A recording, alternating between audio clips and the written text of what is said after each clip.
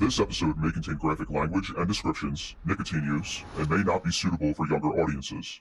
Opinions expressed in this episode are of the minds and experiences of the participants and do not represent those of any other people, organizations, groups, or recovery-based fellowships that may be mentioned. We speak only for ourselves. God bless you. We love you, and we hope you hear something that helps you. Thanks for listening.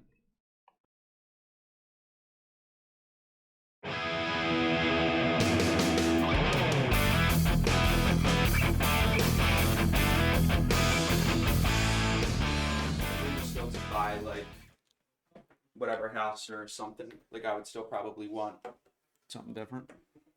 Yeah, I would probably want like a more set in stone kind of island. A what? I said you had it for a while. So you got your money's worth. Yeah. I mean, it's pretty much just storage now. We don't even eat at it. Not usually. You eat here? Yeah. So we have a table, which she constantly tries to sit at like the kitchen counter. Okay. Her stool's on the other side. Mm-hmm. You'll be sitting there eating. You can't look at each other when you talk. You move this closer. Move the mic just a little bit closer. Yeah. And I'm like, well, why are we doing this? There's a table sitting behind us, right? I'm like, I cleared everything off the table so we could sit there. She just always wants to eat at the goddamn. I think I got these back. So your dad's gonna be without power. No, down there I texted him last night. Okay. Back on. Oh, it's back on now. Yeah. Okay. But I can I know my dad, dude. His like patience and his like, you know what I mean? Probably even dealing with the airport and going there where it was probably like he wished he wasn't going on the trip. Kind of thing, you know what I mean? Yeah. So, and I feel like I'm slowly becoming more like my dad in like the patience area. Yeah, same. Like I see similar things in myself. Yeah. And so like Jacqueline will talk to my sisters about stuff. Yeah. You know what I mean? I can't see it and I'll be like, oh my God, that's exactly how my dad is. You know what I mean? It's the same shit that like, dude. So like my number one thing is lack of patience and like driving and stuff like that. And that's my dad to a T.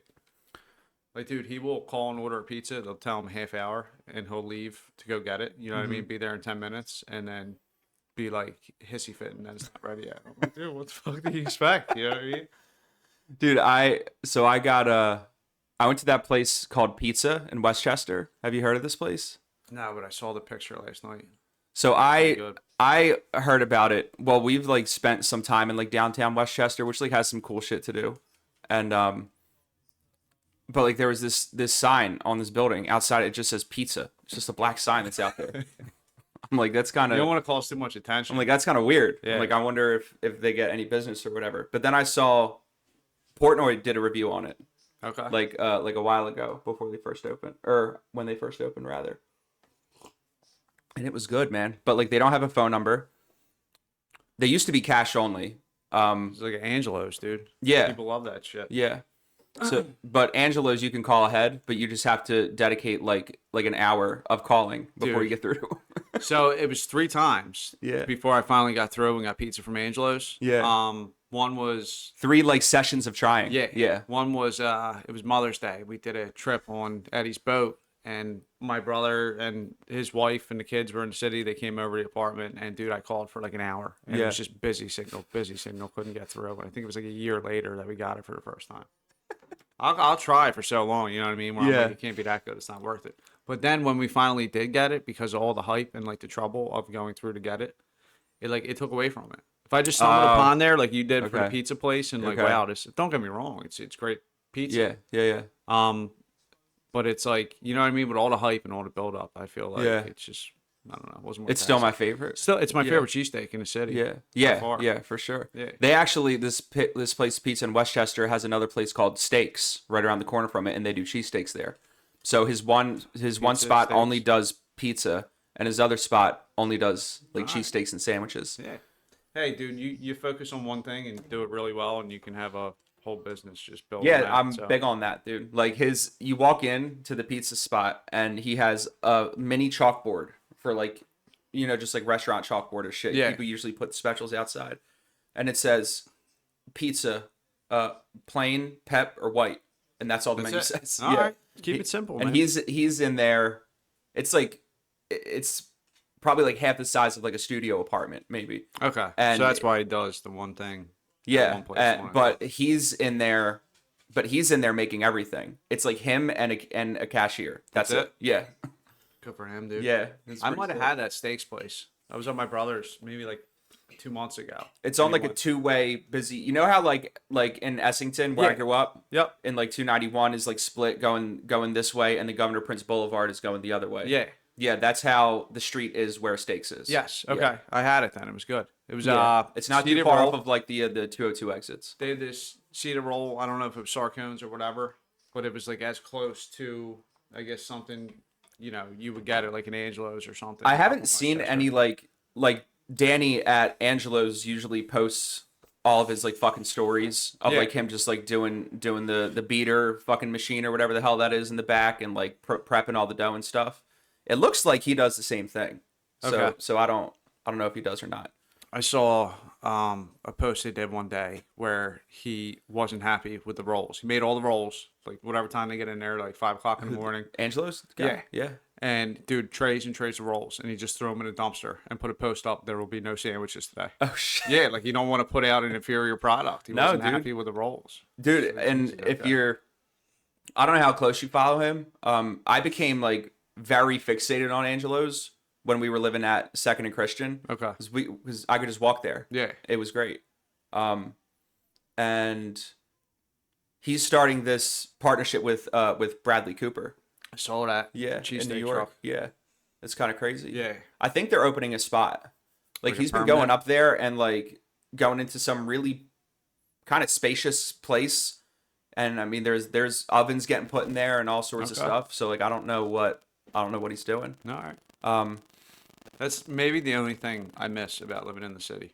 The food. The food. Yeah. Like, dude, so Jacqueline picked me up from work a couple weeks ago, and we were driving home from, I'm at like 19th and Walnut, and we're driving home. We went through the city, like all the way down Broad Street, and like, dude, just on the way there to get to 95, I'm like, I don't know how I lived here for so long. Like, I don't know how I dealt with it, dude. You know what I mean? 19th and Walnut. That's where Madeline's building was when she lived in there. It's like the busiest part of the city. Dude, and that's where I had to drive through when the George Floyd riots were happening. And I drove in there to like pick her up and bring her back to, I don't know where, I think I was still living at like near Passyunk when I was at that spot with the deck up top.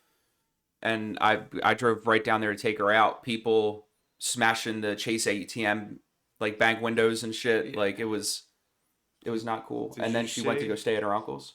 Did you see the thing about the Chase glitch? They're calling it. The what?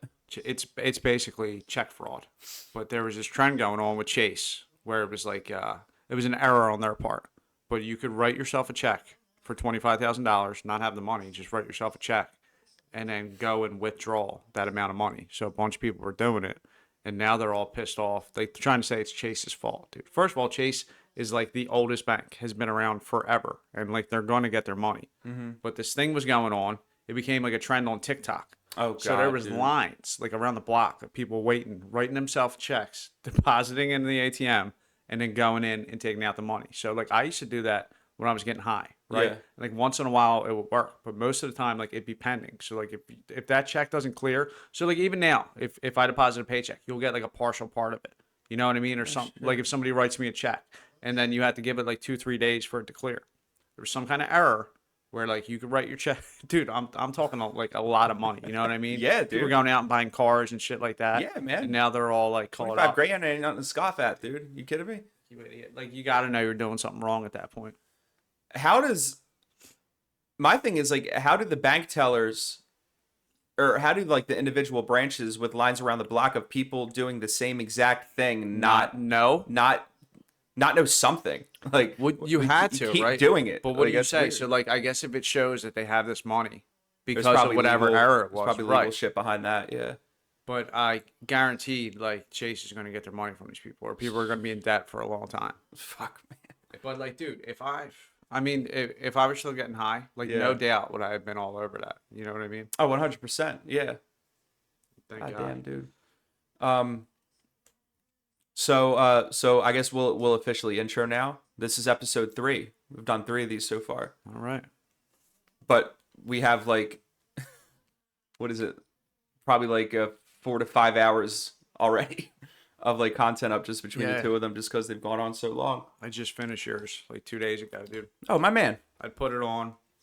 So like we're working in Rittenhouse, and at break Jesus or Christ, lunch, dude. I go if it's not raining and shit, I go sit in the park. You know what I mean? I Oh, it's a just sit beautiful there and park. I'll eat Yeah. and I'll put my AirPods in Yeah, and I'll yeah. just listen to it. So it took maybe like 5 or 6 sessions, Yeah. but I just finished it. We had no, I mean, that one was like way, that one was way less constricted. It was way more planned. Time of day was better. Like with Nick's, we kind of just decided to do it after work on a Friday, forgetting the time of year and how quick the sun would set. Oh yeah, dude. And in his video, at least, it went dark for like Yeah. 2 minutes. You couldn't see anything. And then we got really hungry. It was like 8:30 at night. We hadn't eaten, so we just had to cut it short. Things you learn along the way. Yeah. But for people that don't know you, Mike White. I'm Mike White. Mike White, I'm an alcoholic and Delco, and a drug addict. living legend. Nah, Yeah, absolutely. Anybody from Delco that's tatted like that is a living legend. Dude, nah, for man, sure. dime a dozen. You go to any Wawa, you'll see 10 dudes that look exactly like that. Anybody with tats and a high vis, Yeah. right? Yeah. Yeah, man. I'm here.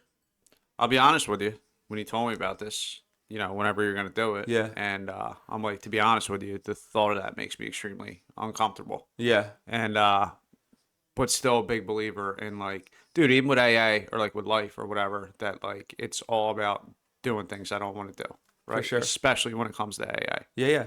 And you know my sponsor Angelo. Like I was just talking to him about that. Mm-hmm. We're like, dude, so not that this is where we're starting, but even when I moved back to Delaware County and like going to meetings around there or trying to get plugged in to AA, dude, I felt that fear again of like, dude, it's uncomfortable. Like I get used to it, and I'm like, I know everybody. Like any meeting I go to in South Philly and this and that, and I kind of felt like I'm starting over. Transplanting was very hard for me, like internally, very hard for dude. me. And it's after being sober for a while.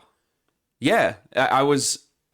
Fuck, I don't even know, man. It had to have been 5 years I had since I had gotten here, but like you and I were. I mean, you and I were going to meetings with other dudes in the house. I mean, at first, like every single day. Yeah. And a lot of times, like twice a day. And then even after the houses and everything, there was still. We probably went to like. You could probably put in like what, like 1/8 of the weeks of like 3 years where we hit 6 meetings instead of 7. Like Yeah. it was constant all the time, commitments, the whole fucking 9, dude. And thank God for that. And Absolutely. I talk about that a lot, dude. Yeah. So I'm like, the first 5 years of my sobriety, I was at least 6 meetings a week, Yeah. right? But like, grateful that I had the time and like I was able to do that, right? So like, not like I have a wife now, you have a fiance, you have less responsibilities and other things you got to do. Where it was like, dude, I was able to spend so much time in service and at meetings and doing all the things that were so important and like laying that foundation, you know? So now that the weeks come up where I'm only able to make 2 or 3 meetings a week, not justifying it on that. I'm not staying home just for the hell of it or whatever. Right. Like, if I have a valid enough reason not to go, then I don't go. But like, I use that for, say, with like sponsorship now with guys, right? Where I'm like, dude, this is like, you should be making at least 4 meetings a week. And I say for the first 5 years, and like, dude, like, so I get it, right? With taking into consideration, like if they have children and a family and other responsibilities, coaching and stuff like that, where I'm like, dude, you have to make time for it. Well, especially their location, because like not everything is, and that's like what I struggled with a lot up here. Which I mean, I had a car when I moved up here, it was whatever, but like we were in a situation like if you go up into recovery houses in Levittown, for example, you could maybe hit that much, but it also depends on if you're at the bottom like you and I were, where we had to walk everywhere. I mean, the city was perfect for it. It was. You know, it was a pretty specific kind of situation, and I think we were really lucky to have exposure to that. Dude, you could walk less than a mile in any direction and find a meeting. Yeah, you know? I mean, God bless that clubhouse, but like at the end, at the last house we lived in at 5th and Mifflin, like we could have been at South Philly Group in 15 minutes. Could have. Chose not to. If we were not, if we were going there. Yeah. South Philly Group is, so dude, I went to, and we'd still go for a while, especially for anniversaries and this and that. And that was the first meeting I went to when I ended up in South Philly. and I had to have somebody take me to the meeting when we were at the house on Emily Street, and they had the break. They had the smoke break, and after the smoke break, half the people wouldn't be back in the meeting. Probably still like that. Or no, they don't do There's the no break, break. right? No. Yeah, they got rid of the break. That's But the right. 2 guys that took me to the meeting was like, all right, we're leaving. And I like, by the house rules, couldn't stay there by myself. So the next day, Minnie, who was, the owner of the house, came up and said something. And like, I was just kind of like, you know what I mean, caught up by the, I'm like, what do you want me to do? You know what I mean? Yeah, it's a very weird one way or the situation to make a good decision on the fly in. But no, I love a lot of the guys. South Philly group, great guys. It's just like that's why there's so many meetings. That's where like you get in where you fit in. You know what I mean? Where we landed at New Beginnings, 10th and Carpenter, where you kind of find like your home, your home group. You know what I mean? So it's nothing bad about it. It's just you know what I mean? Yeah, Different strokes for different folks. yeah. It's. I always thought it was weird that when even though like some South Philly group meetings, it would be standing room only for sure. Yeah. Or sitting down out of view of everybody, like on the steps leading down to the bathroom. Like, and, but when the anniversary or like Thanksgiving dinners hit, like it's almost like the whole recovery community just like ends up there anyway. Yeah. Even though people like are kind of hit or miss on like their opinions in the meeting. Yeah, and that's all it is. It's just difference of opinion with stuff like that. But I mean, I think for a while when everybody fell off, for the most part, it was me, you, and George. You know what I mean? And God bless him. I just saw a picture of him on Facebook in Memories the other day. Dude, what a good guy. Yeah. You know what I mean? And unfortunately, the Alzheimer's set in. But it was me, you, and George. We were like the only ones really. And what I would do before, because I've been in like probably like 10 recovery houses, like I would find the people that weren't about shit because I wasn't about shit. And I would hang with them until like I relapsed and had to find a new house or whatever. So I clicked with you and George. You know what I mean? And fortunately, I had you guys. We were the only ones doing meetings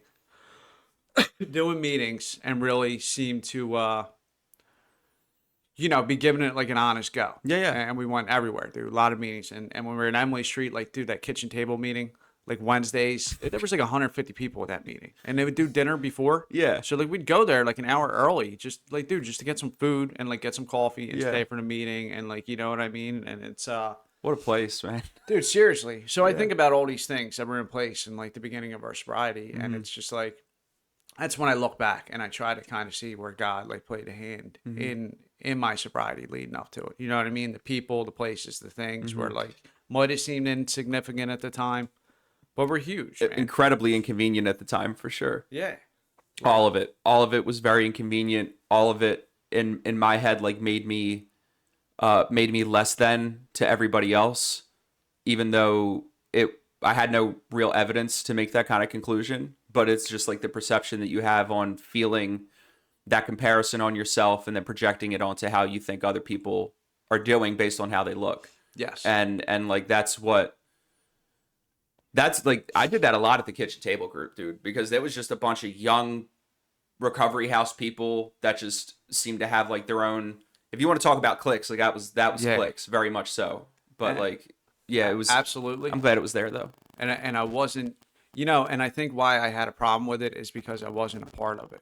Right? Yeah, for sure. But then I think about it, and so like, dude, for a little while, when like, like Brandon and Billy and Mike and like when we would all go to the meetings and like we would have that group text at the meeting, and we'd be like, texting each other, like not paying attention to me. Where like we kind of had our click, so like you get comfortable, you fall in with like the guys in your house or like whatever, you know what I mean? And like, dude, I still get like that now, where it's like, all right, so like I'm comfortable with these people, and you know what I mean, so I stick with it. So it's not like to say I couldn't have reached my hand out and try to like get to know these people. It was just like, oh, like I don't like them, because they have, you know what I mean? They have someone, they have like friends and a clique. So like, and mine was with my people. Mine was very much like fear and insecurity. Absolutely. That was like the main drivers of all of that. Yeah.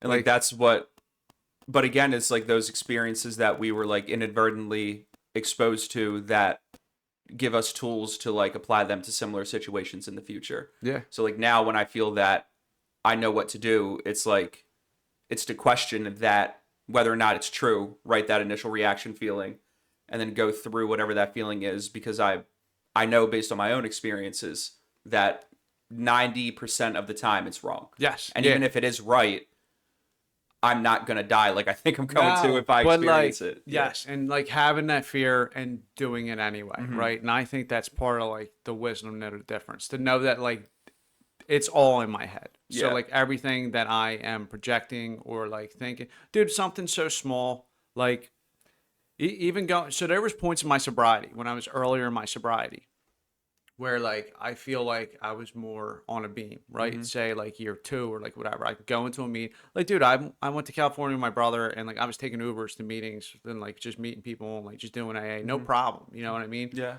Where like I think it was Wednesday this week and like Friday where I went into a meeting by myself, like not knowing anybody. Mm-hmm. And like that weird fear came back. Yeah. And I'm like, dude, you've been to thousands of meetings and these aren't people that are like, you know what I mean? Where you No, go I in, still you get sit it. down. Even if it's a meeting that I mean, there's a meeting literally right around the corner from here. Yeah. It's a beginners meeting that I go to. And my home group is the Malvern men's group Yeah. on 30. And even still I go up there, I guess because like those kind of feelings for me were implemented at like such like a developmental and foundational part of my childhood. I still get them. You know what I mean? Like Yeah. the awakening hasn't really hit hard enough in those areas to the point where those feelings don't arise at all. Yeah. And like, and not to say, so that's why with like 10 or whatever, right? So it's like when these things crop up. It's not if these things crop up, it's when, because Yeah. it's guaranteed. So it's like, I think, and sometimes maybe we don't give ourselves enough credit, or I don't give myself enough credit, where it's like I'm not supposed to walk through life fearless or like not have any of these things Right. come up, where it's like, so walking through it anyway. So like I use a little example of, you know, even walking into a new meeting, but dude, there's things in life that like every person deals with, that like adult, like big time things, right? But it's like going into it scared to death and stuff. So like, dude, with Local 98, right? So like I'm always going to different jobs, working with different people. And that before that first day going into it is always like, oh my God, I'm not gonna know anybody, you know what I mean? Like this and that. And it's just like, dude, so what? So like you show up and you suit up. So like I put my boots on, I go to work, you know what I mean? You meet people and you do what you gotta do, where it's like to bigger things, man. So like so my wife and I are having to do IVF, and I was telling you about that, right? And there's so many unknowns. There's so much more to it that I don't know. There's like the financial end of it, and there's all this and that, right? So it's like the not knowing, right? But like being able to look back in my life, my whole life, but especially since I've been sober, and looking through like where I had those fears, and like keeping the faith that like stuff always worked out anyway, right? So not always how you wanted to or whatever expected to, especially not how I expected to. Dude. My expectations can kill me. For sure. But it's like these things they're like real deal things, right? So like you have the fear, and like you do the things that I was taught to do, like because they haven't steered me wrong yet, and like one way or another you come out on the other side, whether it's how you want it to go or not. But it's just like, dude, you do it, right? Yeah. And God bless you guys, man. I mean, for going through all that. I can't imagine what that's like for you guys. I feel more for her, right? So majority of it is absolutely. Yeah. You know, I wish I was the one getting stuck with needles and having to do all this testing and this and that. Yeah, it's, for sure.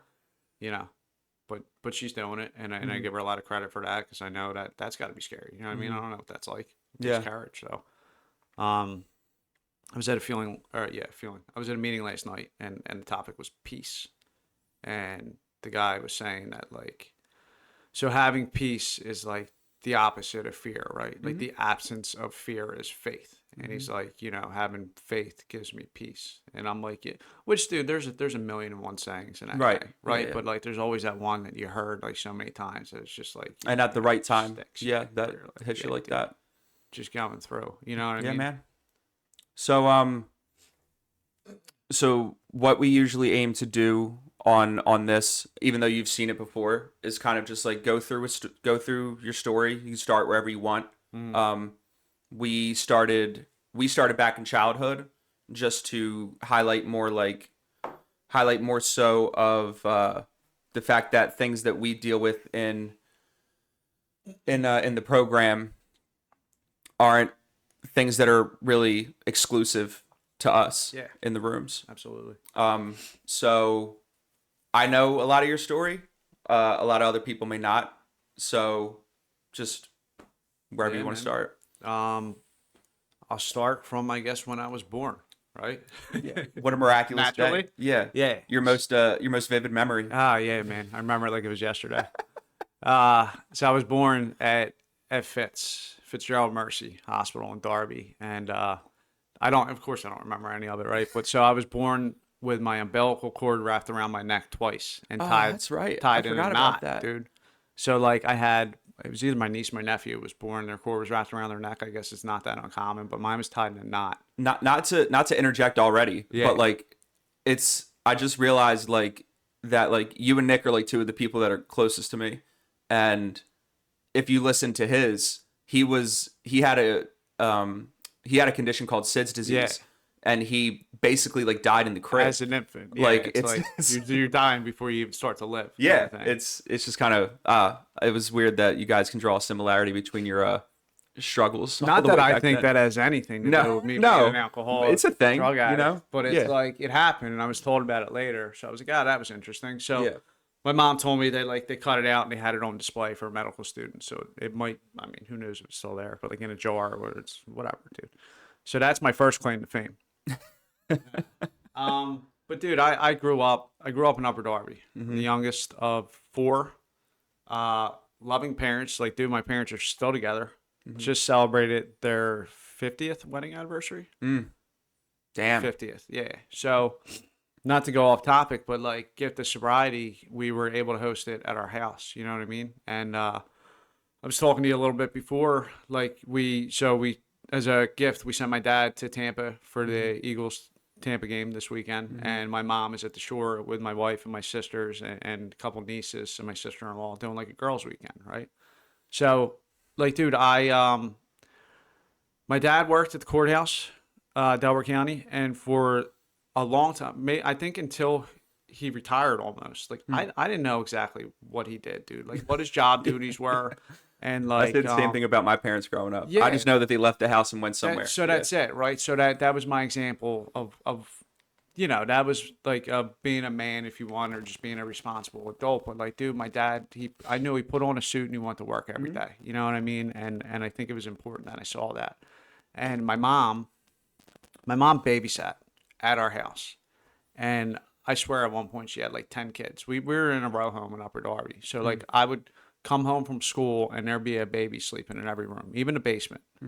And as she likes to put it, she says, I wiped asses so you guys could go to Catholic school. And not that I appreciated it then or was able to really, grasp it, but it's like, all right, so like they sacrificed to do things that they thought were better for us. And like, I'm definitely grateful for it.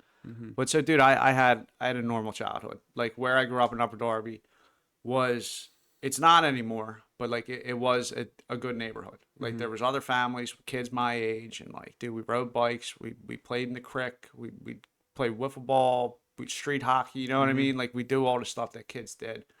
And a lot of like easily making friends in childhood, or yeah, dude. Yeah. So like it wasn't until probably in my teen years where I kind of, and I'll get to that with like the first drink or whatever. But so like I had friends. I had a good childhood. I had my mom made dinner every night, you know what I mean? I had a curfew. I had to be home, and there was like rules and stuff like that. And dude, it was good. I don't have any like trauma from that, or you know what I mean? Where like I feel like I was fortunate when you hear a lot of stories in AA compared to other people's childhoods, and like just because somebody came up one way and somebody came up another, you know what I mean? The fact remains that there's a lot of similarities there. So when was your mom babysitting like while you were still home before you were going to elementary school or anything like that? Yeah, like she was babysitting already. Like when my earliest school memory was kindergarten. I think it was like half a day. So you had a lot of opportunities to like be properly socialized.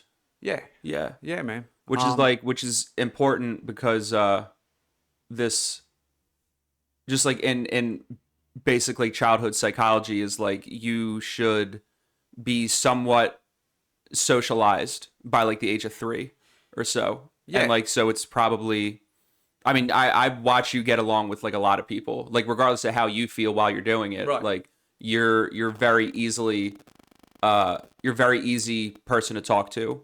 You can be very, very like welcoming, even if you don't feel like it. But like I've watched it, and you just kind of get in there and talk to people, and it goes well. And whether I don't know if you, I mean, I never would have drawn the lines between one like A and B, but you being exposed to all of that stuff as a kid probably did a lot more for you later on down the life in terms of having relationships, whether no matter how shallow or deep they are, Sure. like with other people. Yeah, no, I never thought of that. But you know, there was always, say, at least around my age, or even with like cousins or family or whatever, and like, dude, so like I had an older brother, right? So I think that had a lot to do with it too. Because even For if I was sure. younger to the point where like I didn't have friends like that yet, Mhm. like, dude, I followed him and his friends around. Like I idolized that dude growing up. You know what I Yeah, mean? you already had a little bit of a group to be Yeah. included in. Yeah. So, but yeah, it probably helped. And like, dude, even still to this day, I think what you said as far as like being easy to like talk to people or like this and that and like that, dude. And I guess a lot to do with like my, I guess how spiritually fit, whatever, if you want to go back to that. For But sure. like, dude, the less that I'm thinking of myself, right, when I'm not in that, like just fooling myself, like it still goes. You Yeah. know what I mean? There's days where if I go to a meeting and like where it's supposed to be about the newcomer, where like I can't even focus on what's being said at the meeting or think about talking to them after because like I'm fooling myself. You know what I mean? Yeah. Like I'll catch that, but it's always after the fact. Yeah. I mean, So I went to St. Bernadette's, which was in Drexel Hill, and it was dude, I don't know. There was maybe like 20 something people in the class, and I want to say around like fifth grade, I had this I think it was Sister Mary Bertha, one of the sisters there, and like I started like with the friends, right? So like I started acting out or like getting in trouble. I had like she put my desk like away from everybody else, like in the back of the room, and called it like an island. And I had to sit there and like, but I think I was just being distracted or being a kid, right? Yeah. It's like I remember listening to you, and it's like I think some of that's just being a kid. yeah. And I remember being put out in like the reading comprehension trailer, and What trailer? dude, it was it was Trailer Kid. I was like, yo, you can go here and comprehend what you read. And like, I was in there, dude. I was in there maybe like, like 4 or 5 months or whatever. And like, so when I was put in that space and like away from the class, and there was like a couple of us in there, like I was able, like I'm capable of focusing, right? If like I'm put in that position and like doing whatever. And they took me out of there. I didn't go back in the next year, but it was like I had a problem with like just basically wanting to like fuck around. If Yeah. you know what I mean? Yeah. Like have fun. And dude, that was fifth grade. That was like I think it was like a way of seeking attention too, like in class, you know what I mean? And trying to think that was cool and like, which goes back to the, like that fear and stuff, even as a kid. Like I want to be liked. I want to, you know what I mean? Or like look at me, or I want you to think I'm cool. And sixth grade was I started smoking cigarettes, dude. I think it was another like escape or like kind of way, like trying to, be cool, or like people think I'm like bad or something like that. Like, dude, I was in sixth grade at St. Bernadette's. I would leave school and like I wasn't allowed to leave. I would leave school at lunch and like I would ride my bike or a bike, and like I think about this today. There was a couple delis or like places that would sell me cigarettes. Now, dude, I'm 12 years old. I'm in a sweater and a St. Bernadette school uniform, and these people were Very selling me obviously cigarettes, not dude. of Yeah. age. And like I would take my lunch and I would go to like Thermont Field by there and like Yeah. smoke 2 cigarettes and go back to school. You know what I Yeah. mean? Like I guess that's not normal behavior, but it's like I don't. I mean, I hope not. Dude. yeah. I was not looking that at it not that it really bodes a lot to the opposite, but like, I mean, we had our little I don't know if they were Vietnamese or Korean couple that like had like the one thing that you would equate to a poppy store in our town in Essington. Yeah. And all of us little fucking degenerates would go there because they would give us cigarettes or green games or something. Was that with the code word? Was that the Yeah, the joke Dorito chip or something? Yeah, there was a joke that if you went in there and the wife was working and the husband wasn't there, you said Dorito chip, and you went behind the counter and got a little something from her. It's Which funny is like 'cause- the sweetest old couple that like meant well. And I mean, I think most of those owners are just like, look, like if if we don't give it to you, then like you're gonna try to get it from somebody else, and who knows what's gonna happen to you. I think that's what how goes you through their head a justify lot. that, yeah. But like they didn't really speak a lot of English. It was weird because sometimes they would ask us for ID and then tell us to get out if we didn't have it. So it was kind of hot and cold on whether they were going to give it to us or not. They knew. Yeah. They knew what they were doing. It's, but you know, if you think big ups someone's to the Moon couple. The Moons were Yeah. the best. Yeah, Man. So yeah, he was the best. 7th grade was my first drink. Mm-hmm. I was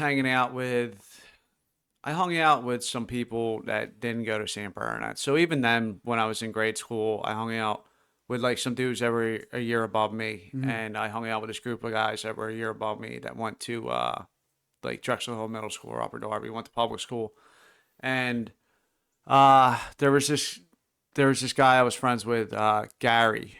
His name was Gary, and there was this other guy in the neighborhood, Danny, and like I would meet. Danny played football he was a bad kid. I don't want to say he's a bad guy now, but he was like a bad kid then, and I would like hang out with him and smoke cigarettes and stuff. And he played football at St. Bernard's, and he introduced me to this guy Gary. Gary, my first time I met Gary was we walked into his basement, me and Danny, and he yelled out for him, and Gary came down the steps, came crawling down the steps on his hands. Gary had no legs, and Danny did not tell me that. And not that Gary, he was a cool dude. He was just like every other kid, you know what I mean? But he came crawling down the steps and he said, "Yo, go get your legs on. We're gonna go play basketball." And it was fine. You know, I became friends with Gary. We hung out there all the time. And what I didn't get was there was no heads up from Danny. That like it was my first time meeting this dude. You know what I mean? So, and I gotta let it happen. Like I can't imagine being put in that kind of position. And like, how did you react? Well, at first, did you find yourself with like your mouth hanging open, or like no? Because at the same time, you like even as a kid or whatever, just like you don't want anyone feel that, you know what I mean? No, for sure. Yeah. That's a very specific situation where that's the last thing you would expect for somebody coming down the steps on their hands because they don't have legs. But right, and like, nobody told you. Nah, he didn't tell me, and like I don't know, because like it was my first time meeting Gary. I'm sure Gary's a fucking sweetheart. Dude, Gary. But objectively, that's a funny situation. Yeah, like so Gary was his house was his mom was never home. Like he lived with his mom was never home, and like that was the house we would hang out. And like we would like smoke cigarettes inside, and like that, dude. That was where I had my first drink. So I think maybe it was Gary's older sister. Somebody got his beer, right? And like I split a 6-pack of Bush Pounders with somebody. Nice. At Gary's one night, and you know, I got sick, and like it was my first experience with alcohol, but I remember the feeling, right? And everybody has that same kind of feeling. Some people don't remember their first drunk or whatever, but I remember like, dude, all that. Like there was girls that came over. Like I didn't have that fear of like talking to girls. Like I remember like it's tricky, right? Like feeling like I could fight, you know what I mean? And like, dude, it's just like it took all those fears, or like even at that age where I feel like the older I got, the more like fear I had in my head, but like it took that stuff all away. And so like fear was like, although maybe not as much socially as some of us, like fear was a lasting feeling, dude, for you early on. But and yeah, socially, right? Because like, dude, I feel like I was able to socialize so much better when I had that, you know, the liquid courage, whatever they call it, like right? Like I thought it made me be like who I in my head was the person I wanted to be when I had like a drink in me or I had something in me, and dude, that was my first drunk, and like I remember it, and like I couldn't wait to do it again, right? So like even from like 7th grade, dude, for like from then on, for like weekends was like trying to find some form of alcohol or a couple drinks, and like, dude, I had a curfew, like I said. I would spend nights. There was this place, Craig's Tavern. Like I would stay there until like I had enough time just to make it home in time for curfew. Hours, like trying to get a runner, trying to get somebody to go in there and get me. And they sold quarts, and like I'm not that old, but quarts were still a thing then, dude. So I hear like old timers talk about that. So there were 32-ounce bottles of Bud. Yeah. And like just waiting to get a couple. You missed the lewds, but you were there for the quarts. Yeah, man, I missed the lewds. What a shaft, God, man. people love reminiscing about Quaaludes, dude. Like, You know I what used to mean? love the Quaalude stories from the old dudes in South Philly, man. I used to love them so much. Like really make you feel like you missed out on something special. Yeah, man. I mean, Screwed Triggered, like their stories would almost make them desirable to me. Yeah, Like I know, man. even at like 3 years sober when I was still hearing them, I'd be like, Really? dude, I mean, maybe They I come can just back. experience Maybe that I'll, once. yeah. Yeah. Right. People need to stop. Maybe I glorifying find them somebody so with one much. in the freezer from like the 70s or whatever. A lemon, yeah. But like what you hit on something earlier that's already like kind of apparent in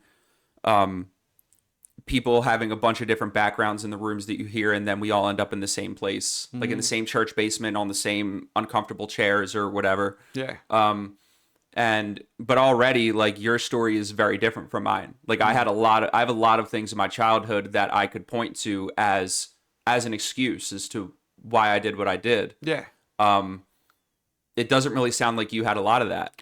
I didn't, and that's why, like, dude, I don't hold to, or I don't think about or put too much stress on like the fact whether I don't know if I was born an alcoholic or if I crossed the line and became an alcoholic or whatever, dude. Like the theory behind it, right? Like the fact remains is like I am, right, and like I know that I am, and Right, like yeah. I was finally able to accept that one day or one time, you know what I mean? Which on like a personal level and like a survival level is like really the only thing that you need concrete is that That's it. you have it. Right. If you want to like try to dig into why, like that's fine, but like it's not going to change whether or not you have it. No, it's Yeah. not, you know, and like whether or not I have it was a big to do with like, dude, I used to feel so much self-pity for myself on the fact that, you know what I mean? I'm like, why? And like, I'd be like, you know, out of my whole family, like I'm the only one and this and that. And that's why, like, dude, a lot of times now, and like, I can say this honestly, like I am grateful that I am an alcoholic, and I'm grateful 100%, that I dude. know I'm an alcoholic. And I'm Absolutely. also thankful that like my siblings are not. Dude, I think about a lot where like, if I had to stand by and watch them do to themselves, like what I was doing to myself along the way, like, dude, it would crush me. It would seriously break my heart. Like, I always get emotional when I talk about my brother. Yeah. You know what I mean? Because, like, Yeah. dude, I talk about early on that, like growing up, even, like, I idolized this dude, right? Like, I just wanted to, like, be around him or have a relationship with him. And, like, dude, that was, my alcoholism took that from me for a while, right? And like I have it back better than ever. You do. Like, dude, if I had to watch one of them go through that, it would crush me. Like he asked you, and I went on this trip as well and got a ticket as soon as we got into New York. But like he asked, if you don't remember, when he was at that bar crawl or like whatever up in New York, Yeah. pretty deep in pretty in a busy part of New York, like he calls you, right? With Yeah. all the stuff that like whether or not he would call you back then, probably not, right? No. And but To rely on me for something. we were still living in a recovery house, very much doing this damn thing. I had my struggles like while we were living in the houses on like fading in and out and being exposed to a lot of different AA perspectives in a pretty impressionable time on like my newfound like brain or whatever. So like but you had been incredibly consistent all throughout that time. And what it was like you maybe had 2 to 3 years maybe when that happened. I don't know. And like he calls you and is like, yo, could you help me out and come pick me up in New York City? Yeah. Like, yeah. it's not like, yo, can you like come and, I mean, he does it today, but like not like, can you just come and like stay with my kids for an hour? Like it's, Which is like, what a gift, right? right. And I'm sure we'll get to that. But I mean, it just shows like early on, if you just stay true to what you're doing, I don't know whether or not your goal, I mean, I'm sure your goal was to at some point mend the relationship with him, but that happened without trying to do that, right? And Yeah. you went through all these things, you had that growth, and then now all of a sudden it's like, yo, you and your dipshit little fucking ginger friend, like, could you guys drive your Versa if you could get your interlock to work in the first 3 breaths? I hated that thing so much, man. Dude, I think back to so many times when you, and I say this like very, very jokingly, but like when we would be sitting there, like about to go to a meeting or something, or even in the morning when we would go do those couple like days of work with Ray, and you would blow into the interlock for the Versa, and you would punch the fucking steering wheel and like nearly break your hand because it was the sixth breath and you couldn't fucking I'd be get like it. punching the roof of the car because, like, dude, I'm not drinking. I'm as sober as I've ever been in my life, and I'm going through this process from past consequences where I had to blow into this breathalyzer to start my car. But you got to blow and hum, and there's like Damn a it, certain God, I'm tone. doing good. I'm doing my best here. Like, But what the every fuck? time I messed it up, dude, you got like 3 tries. I'd have to take it in and get it recalibrated, and I'd have to pay, and like. Yeah. Dude, it was killing me. It was like every 2 weeks I had to go there and pay him again, and like I'm blowing into it. There's no alcohol, but like I'm not getting the rhythm down right or whatever it is. No, you're buying specific mouthwashes. Like you were doing Zero doing everything. alcohol Yeah. mouthwash, Like, which is the worst. Dude. Yeah, If it doesn't yeah. sting, it ain't working. No. You know what I mean? Yeah. And it didn't hurt me or anything like that. But when I would like from the passenger seat, like watching you do that, and I was just like, because I knew how many times it was before you would have a freak out, and like rough, dude. after like the second or third time, I'd be like, oh shit. It was like the last month I had it. I got pretty good at it, dude. It was like right you got before the I was system down getting it eventually. taken out. Yeah. I was like, I got it down now. Like, thanks. And we also had my very old school like wood fake wood grain one? Chevy that I had I that remember we dude. could trek around in. That thing was good. Good to you. But it's anyway. This episode's the show's all about tangents, so we never have to worry about that. But you wanting that whole relationship with your brother, and I mean it's very much there. Very much there today. And it's one of the biggest gifts of the relationships, right? Like he was in your love wedding. the family stuff, dude. Yeah. He was my best man in my wedding. Yeah. His two of his kids never seen me drunk. All 3 of his kids were involved in the wedding. Mm-hmm. Miles was our little ring bearer. Mm-hmm. Amelia and Ruby were flower That was girls. beautiful, man. It was a beautiful thing. Like, dude, you know what I mean? These are like things that I couldn't have dreamt of, right? Or like, or not reasons why we get sober, but like, damned if they're not the biggest gifts of sobriety for me. They're all these beautiful things, and it's really hard to explain this phenomenon to people. Like I tried to get it in the heads of like a lot of my patients that I would do 12-step work with in RCA, where like they're very fixated on this thing, on this one thing that they want to get right in their life. Fuck the fact that they're tearing everything else down around them, but like there's that one thing for everybody that they feel could be a catalyst if they tapped into it enough to motivate them through the process, which is very much the wrong way to do it. Yeah. Because it's backwards in, I say, like, you get all of that shit by not trying to get that shit. Like, That's when, right. when you just do all of these other things, and I did not believe it, but I had to do it anyway, because, I mean, I had nowhere to go. Like, I would be on the fucking sidewalk if I wasn't in Vinny's houses. That's what it comes down to, dude. But, and, like, that's the gift of desperation. Like, Right, when right. You got shit, you got nothing, right? And it's like you have nothing to lose, you have nothing left, like whatever. So I think that's where the willingness comes from. all of that stuff is like all of the gifts that I have in my life that I wouldn't trade for anything. My family, the work situation I'm in, which I like a lot. I mean, the family that I'm working on starting now before anything. The fact that I'm getting married in like less than 2 months, like this beautiful house that we happen to have. I mean, the dog, the cat, the bills that are in my name, like everything was, I don't know if it's the right word, but gotten on accident. It was gotten as a byproduct of me just doing all this other shit that was like a side completely effect unrelated to doing it. the Yeah. steps, dude. And it's so hard to get that into people that like you have to do this work on yourself, because if the situation that you want to make better as a priority, some people it's work, yours was like a lot of it was your brother, all sorts of stuff. You need to put yourself into a proper place in order for that to be repaired in the first place. And people just don't get that, man. No, it's that's the old like you want your family back, leave them alone thing, right? It's Yeah. like you do this stuff, you work on yourself, and Yeah, like yeah. you do these suggestions, whatever. And it's like, all right, so as I start to heal and I start to get better, these people closest to me and around me, like everybody else starts to get better, right? And like you do the action, you do the work, not like the look at me, right? But it's like eventually it shows.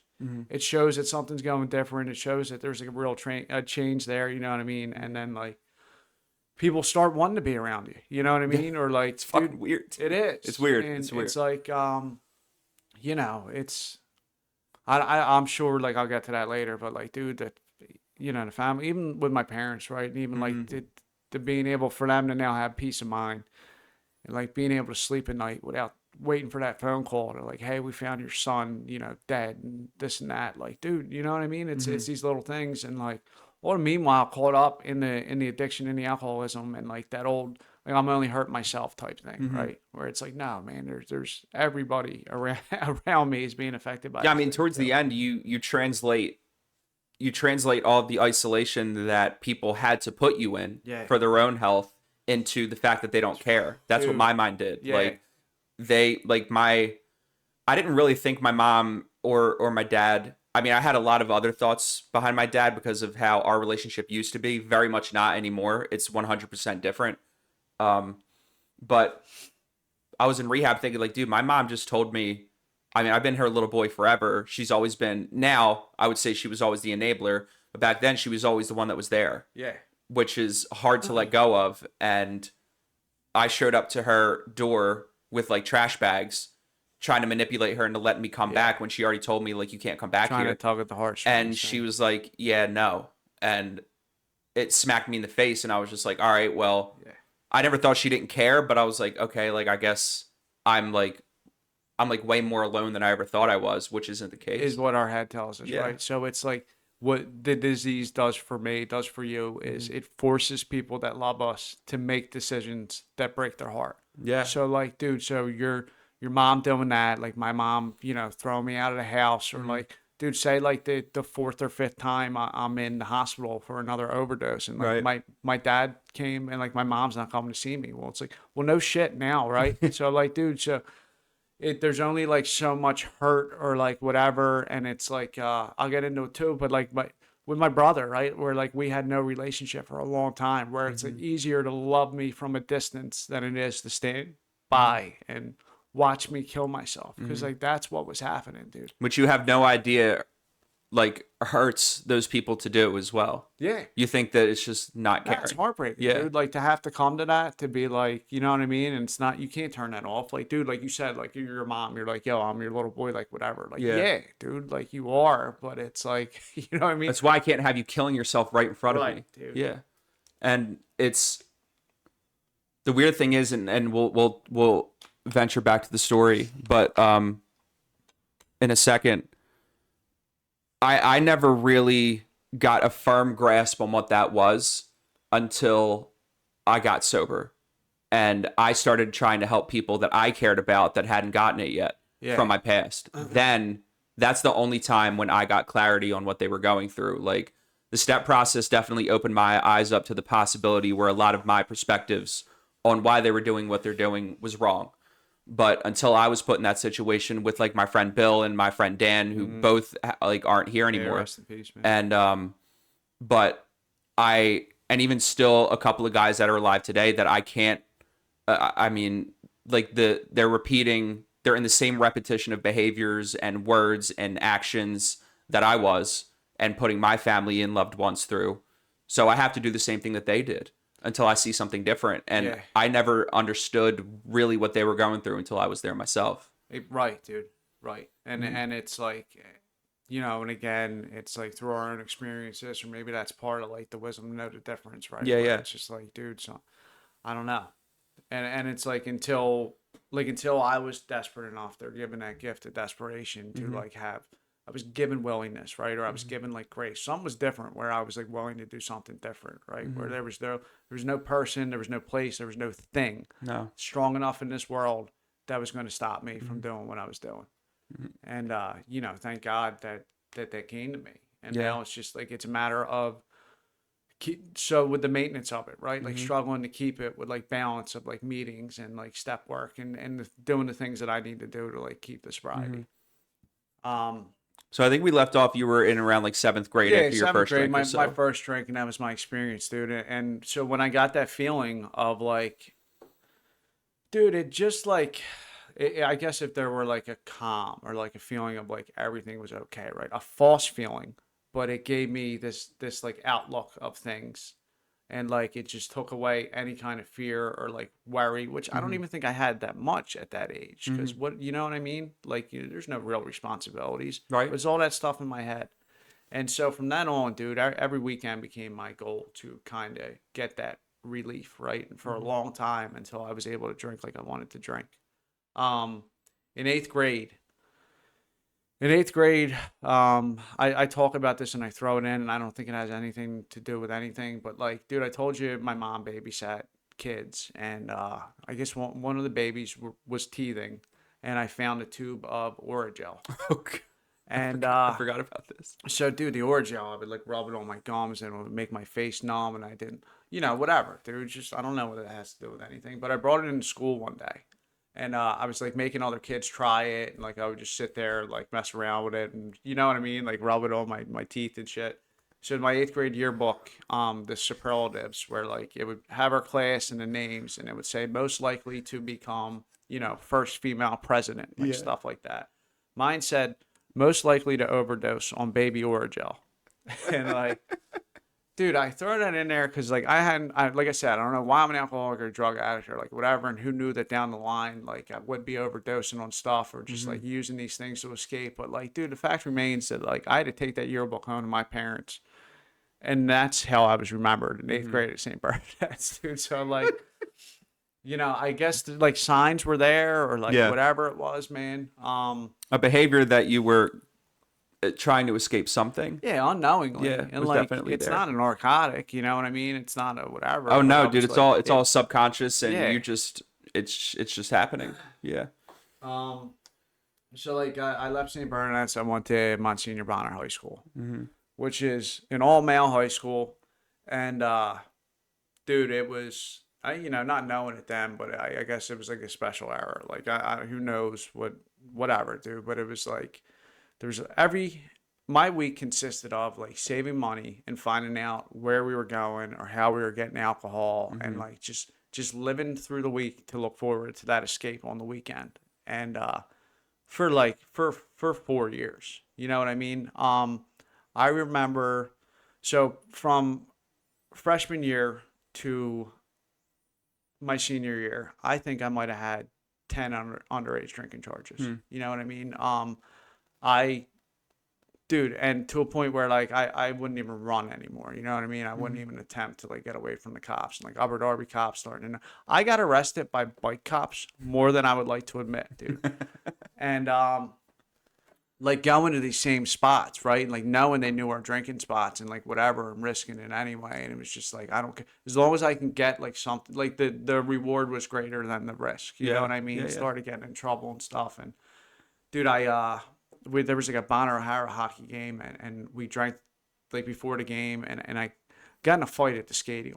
And like, dude, my friend, like, whatever, dude, me and my friend Nick at the time, and we got in a fight, and the Haverford police station is maybe 150 feet from the stadium. We got in this fight outside, and I got taken over there, and I got arrested. My dad came, and like, dude, of all the people there, this kid that like we got in a fight with was the son of my dad's boss at the time. Damn. Whatever he did at the courthouse, right? So like, dude, I look back on it now and where like I put like my family and people in these positions where like whatever, dude, I can't imagine how awkward that was. And I'm on juvenile probation at the time, and down to 69th Street. I got a year probation for it, and I had to do like community service, whatever kind of juvenile stuff you get. How old are you at this time? I'm 14. Okay. 14 because my birthday's in the summer, so I was always like a little younger than the people in my class. Yeah, mine's in the spring, so I was Yeah. always the same way. Yeah.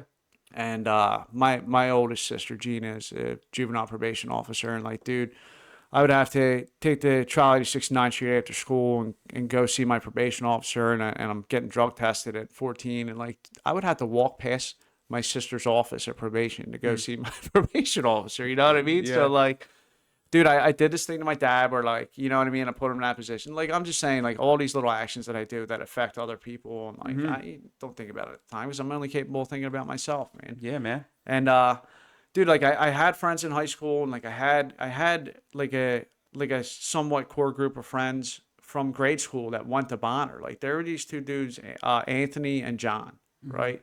And, Waddles, they call John.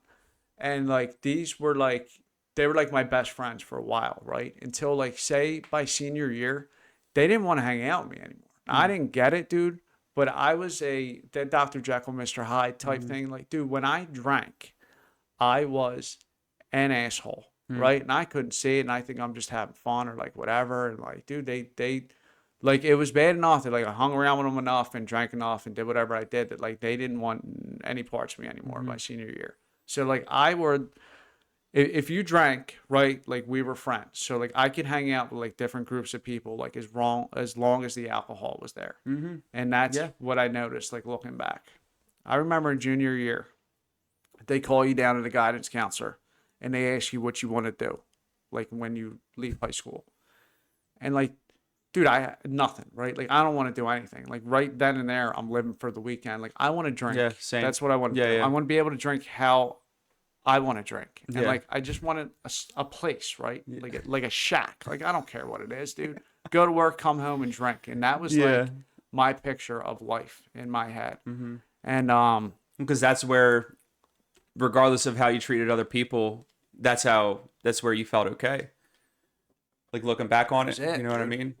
And that's why I harp on it so much, is like and why I think, like, what we have to say and lessons that we take from, like, diving into our own story is so imperative to other people, because I think that's, like, especially now, like, socially, that is what people are afflicted by the most, in my opinion, is this behind the scenes feeling of not feeling okay. It's easy for us to highlight it because it's basically shoved down our throats, but, like, it's also true.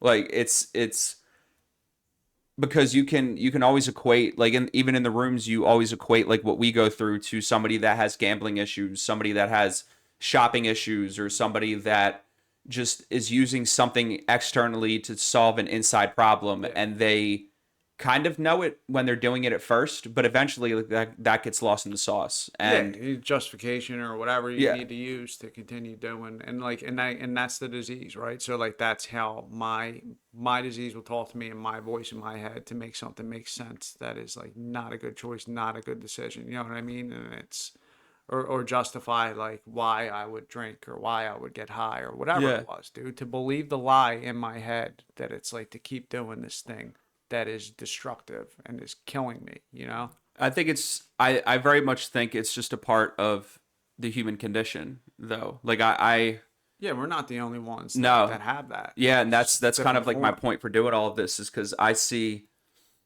a lot of people that act the same way that I can act, do the same things that I can do, even now, to excess, to try to make myself feel okay when I'm not taking care of myself in the ways that we learn how to. And yeah, I just think, like, people are less okay now. Maybe it's just because I'm growing up and seeing what I'm seeing. Maybe it's, like, a trend that's been going on for a while, and this is just me experiencing it. But I know right now there's a lot of people out there that just aren't feeling okay, just judging by their actions and, like, the things that they do. Sure. Yeah. And it's you know, and sometimes you might want to go up and, like, grab those people and shake them and be like, yo, there's a solution to this. But, like, right, I like, not our place. And it's not to, like, we're, like, as much, so, like, once you get it, right, once you get it and you know there's a way out and you know there's a solution, and, like, that's how I would feel about it. But it's, like, the fact is, you can't, like, dude, I can't just impose that on somebody.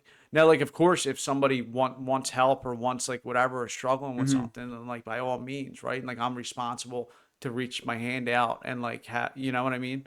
But it's, like, yes, noticing it more. So, like, dude, the fact is, I don't forget one person that tried to help me along the way before I got sober, right? The fact of the matter was that, like, dude, I wasn't there yet, right? I didn't have that desperation. I didn't have what it was. And, like, so I had to suffer some more. Yeah. Right. not that I had to suffer, right? Like Oh, it's just what happened. like the old pain is necessary, but the suffering's optional. Yeah. Like, dude, I wasn't ready, right? I wasn't there yet. And I don't know, man. That's like, when the time comes, or like the sad fact of the matter is that, like, dude, unfortunately, like sometimes it doesn't come. And like I struggled with that big time at first, you know what I mean? And the whole like why me, why not me kind of thing. Like, dude, my best friend at the time, Joe, he was the only friend that I was seeing like a couple weeks prior to me going away and getting sober this time. And like we were doing the same stuff. He left my parents' house one night, he overdosed and died. Left behind a little girl. And like, dude, I was at a place where that was my escape. That was my way out, right? So you get so desperate where it's like, I just want to die, dude. I don't want to wake up and do this another day. Yeah.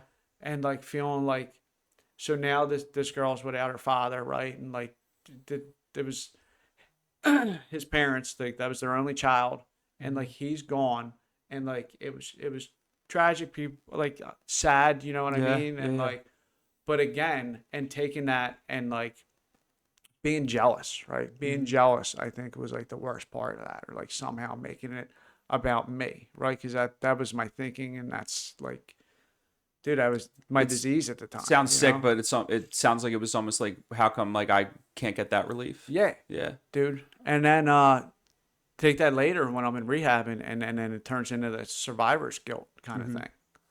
Not to go off topic, but it's like, you know what I mean? No, man, there's like a reason, I guess, for everything, but it's just sometimes I don't know what it is.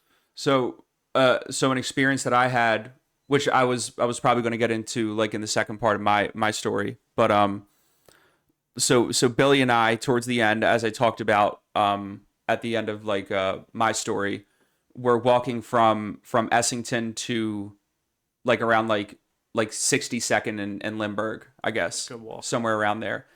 I had just like put it into maps the other day because I never did that. I just always assumed it was just like a couple miles or whatever. It's 7 miles one way. Yeah.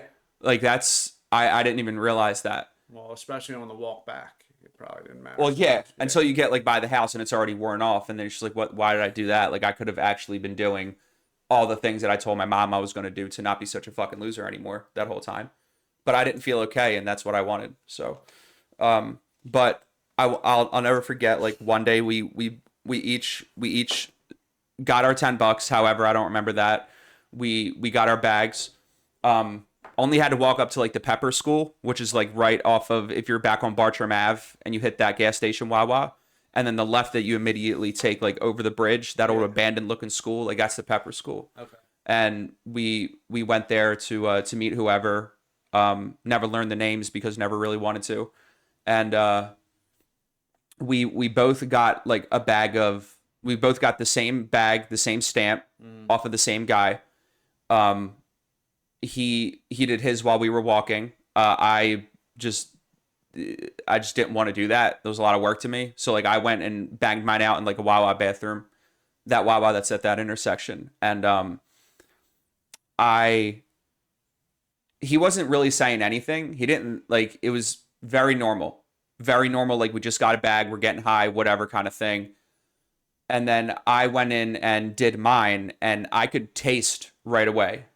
Like, we know. Like, I could taste right away this was a bad bag. Yeah. And shots, not bad like spiked or laced or whatever. And I'm sitting there reflecting on whatever I just had to do, just be like, oh my God. And like now I can't even feel well. You know what I mean? And I go out front of the Wawa ready to like commiserate with him. You know what I mean? I'm waiting to see if like he's feeling it or not, because I know I'm not. And there's this crowd of like 10 people like around like somebody like to the side, and I'm looking around for him after I already saw the crowd. Like I'm looking around for him, trying to see where he's at. Maybe he went in there, and I go back in the store, check for him, and he was on the ground in that crowd of people, like unresponsive. And somebody had already called the police, and they came back and had to Narcan him like twice. And like I'm sitting there like, first of all, like, how the fuck did I not fall out? That was my first thought. Right. Maybe like low key selfishness or whatever, but it was more so just like, how the fuck did that not happen? And like going through his pockets and all that stuff before the cops come, you know, so to avoid whatever. And then he comes back and, you know, we go to the hospital, he does his thing, the doctors have seen him a million times, whatever, and the rest is history. But like that, like, so like you had that reaction of like somebody overdosing and we're kind of jealous. For whatever reason, like when I saw that, I got legitimately terrified. I don't know if it was because I had ever like really grasped like the gravity of what I was doing, because nothing like that had happened to me before. I went through, like, I don't have any drug charges. I got one underage from like being at like a party with people I don't usually hang out with, so I just wrote that off. And there was nowhere to run, so I was like, okay. I've run away from plenty of other ones where I would have gotten them, but that was like the first time for me where I sat there and saw someone die from doing what I was doing. Mm-hmm. And the fact that there was 2 bags, he got the fentanyl one and I got, it wasn't heroin or even like a cutting agent. Like it was just whatever. And that could have been me. Yeah. 50-50 shot. Yeah. Yeah, dude. It's and the sickness is that like that, so that hot shot, that like bad bag that he got is like, you know, later on, like that's the one I'd be chasing, right? So you find out the one that people were falling out from, and mm-hmm. like that's, you know what I mean? That's what my head would tell me, like, oh, I gotta go get that. Mm-hmm. Or a dealer would tell me like he'd have 2 stamps, and he'd be like, this one's fentanyl, and I'd be like, oh, give me that, you know what I mean? And I knew Bill, dude, and what a tragedy, you know what I mean? And it's like, dude, these are, and that's going back to, you know, he was younger, and like, dude, he had been, like, I was in rehab with him, mm-hmm. my last rehab, and where like, I forgot about man, that. he was my spades partner. Oh yeah, okay. Where you just want people to get it right, and again, like leaving, you know. Just leaving a family behind, and it's like the old. I was picking him up from like working at RCA at like MVP in Chester, driving him to like our home group in South Philly, I remember. Or taking him to commitments that I would get, so like he could get, you know, that spiritual whatever, and then driving him back to Chester, driving back to Philly afterwards, and like I was being happy to do it. A lot. Oh, right? I was ecstatic to do it. Yeah, we're responsible for the effort, not the outcome. I remember taking him home from your house one time. Like, by the Seb or something, and it's just like. Because you want and you hope and you pray for, like, you know, someone to get it. Not that it should matter, but it's like sometimes there's people you root for, like, more, right? Well, people that are closer to you, mm-hmm. you know what I mean? Where it's like, dude, I don't know. And it's not like I don't want to say you get used to it, but like if you stick around long enough, like if I've been fortunate enough to be in the middle of this thing long enough, mm-hmm. that you see how often it happens, right? Yeah. So it's not as shocking anymore. It's not any like less sad or whatever, but it's just, dude, it's part of it. Yeah. And it's unfortunate. It's life or death, dude. Mm-hmm. But yeah, I just wanted to take that second to point out, like, we both had different reactions to like that happening to someone we were really close with. And I wanted to also point out, like, that's not when I stopped. Like when I got that fear or initial shock or whatever, like we both still, like, we had, like, you wanted to chase it, it scared the shit out of me, but we both still ended up at the same spot. Yeah, dude. Which to any normal person, you know what I mean? And like, dude, so when Joe died, we had the same sponsor in the other fellowship at the time. Yeah. And being at his viewing, right? Mm-hmm. And like Joe died, and I can't stop getting high. I'm still doing the same mm-hmm. shit. And he says to me, you're doing the same shit that just killed Joe. Like, mm-hmm. what is wrong with you? Yeah.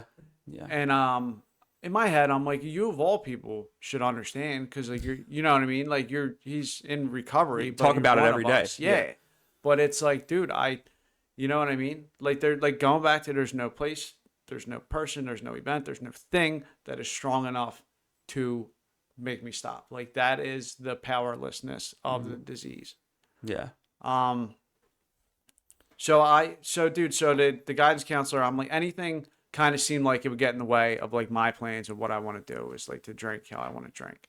Yeah, So, find your shack or whatever you wanted. Yeah. I told you I didn't really know what my dad did, dudes. But like he put on a suit and he went to work every Yeah. day, and I knew he worked at the courthouse. So like I told them I had to have something on the form that I wanted to go to school for business.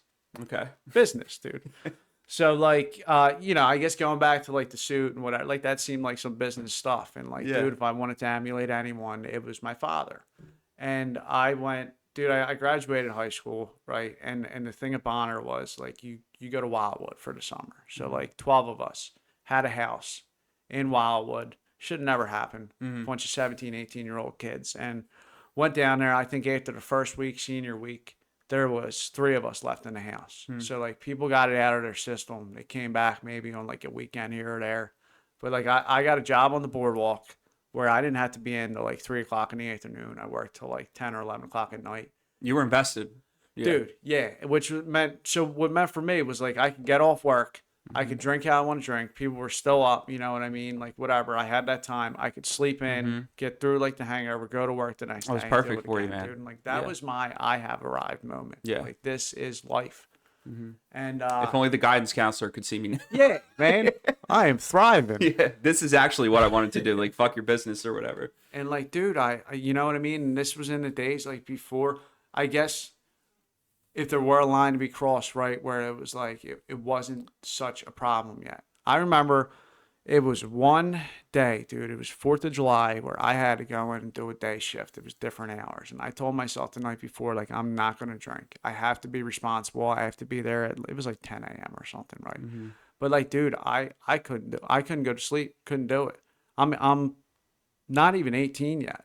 I had to drink like 6 beers by like 6 o'clock in the morning to go to sleep to get a couple hours. You know what I mean? To be able to go to work and do that whole thing. And that should have been another sign.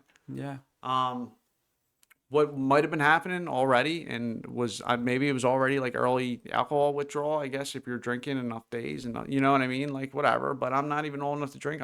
So I'm telling myself that's not it. You know what I mean? Dude, I got through the summer and I thought that was like the best time of my life, or like that was life. And like I haven't experienced any real responsibility or like adult things yet. I come back home and I'm living with my parents, and I am, my dad's rule was you either had to work full time or go to school full time if you want to live here. And I would enroll in classes. I would give him the sheet that said I was taking, you know, however many credits, and like he'd send it to insurance so I could stay on health insurance. And like, dude, I remember faking and leaving like I was going to class and feeling like what an inconvenience this was. You know what I mean? That I had to get up and go out and act, you know what I mean? Like I was doing the thing. Yeah. Until you know, whatever, until like I just stopped a couple years later. But like, so dude, I'm 18 and there's a couple bars that I can get into around Delaware County, and there's like, you know, dude, like drinking was my life. Every single thing that I did revolved around drinking. I was 19. I was 19 when I got my first DUI, and I think around this same time I was dating a girl. I was dating this girl, and she was also like hooking up with a couple. I don't know if I call them friends today, but at least acquaintances, right?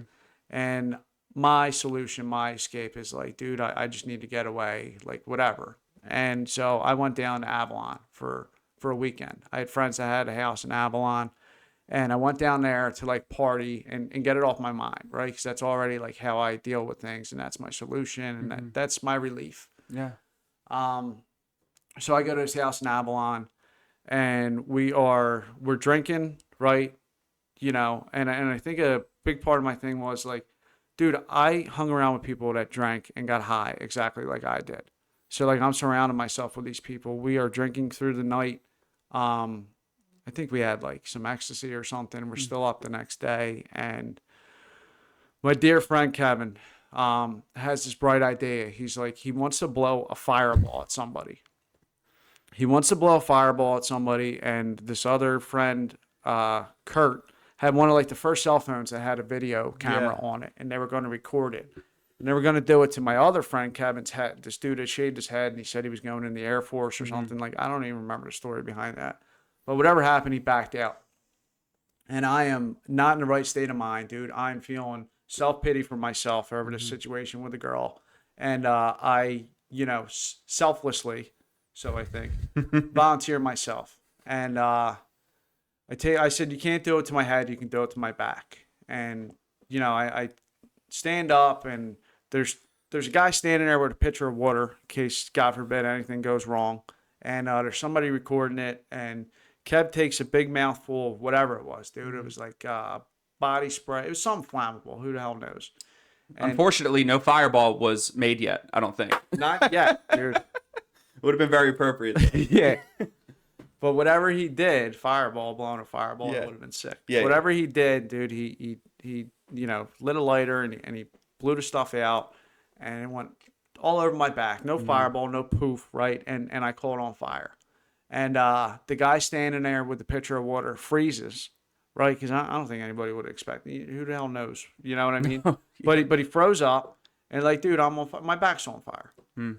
And somebody eventually, they had like now it's a bunch of like 19-year-olds, whatever. They had a mattress in the kitchen. I guess it was somebody's bed. And somebody throws me on the mattress, and they suffocate it, and put it out. And I ended up having to go to the burn ward. And I remember being in there and thinking, like, dude, how am I going to get out of here? Because, like, how am I going to drink tonight, right? That's my main problem. Like, I wasn't even going to go to the burn ward. My solution was I was sitting in front of their air conditioner, and I had somebody dropping aloe on my back. I have second-degree burns on my back, you know what I mean? And it's all scaled up and whatever. And you had to say and drink, dude. Yeah. Dude, that's my priority. That's the name of the game. Well, so they dress it up, and they do whatever to like the burns, and they give me a script of Percocet. Like, cool, I'm out the door, dude. I go pick it up, back to the house. They get a keg that night, and I'm taking Percocet. And so, like, I'm mixing whatever, and like I'm feeling okay. And I'm like, all right, like, cool, I can get through this. And I drink that night through the night, dude. I wake up the next morning, and I think I am dying. Like, dude, I legit think like something is so wrong with my insides that I've never experienced pain like this before, and I think I'm dying, dude.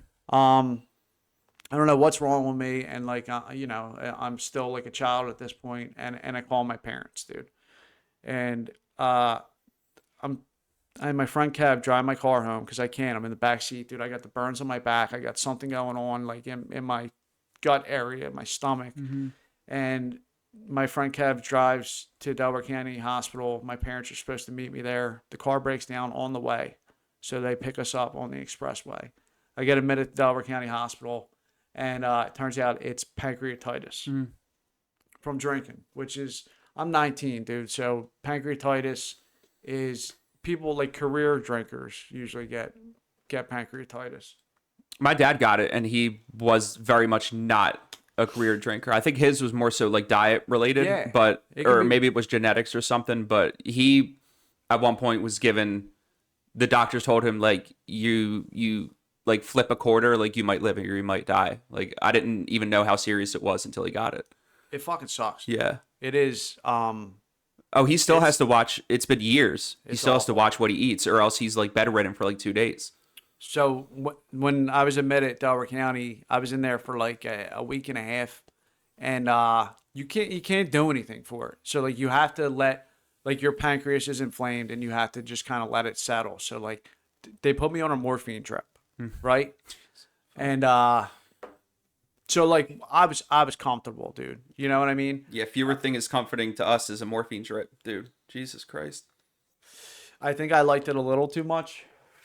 You think? But so for like, I don't know, for like 8 days, all I was allowed to have was ice chips, and like you can't eat, you can't drink, because like your pancreas puts out enzymes that breaks down food, and like mine wasn't doing that. And when the doctor came in on the day like that I was going to get released from the hospital, she told me point blank, she said, "You cannot drink again. If you drink, you're going to die." And how my brain translated that was like, well, dude, my first thought is, if I can't drink, I don't want to live anyway. Like, what is the point? Every single thing that I did revolved around drinking and getting high, right? And that was one way or another, dude, yeah. And then my other thoughts were like, dude, that's bullshit.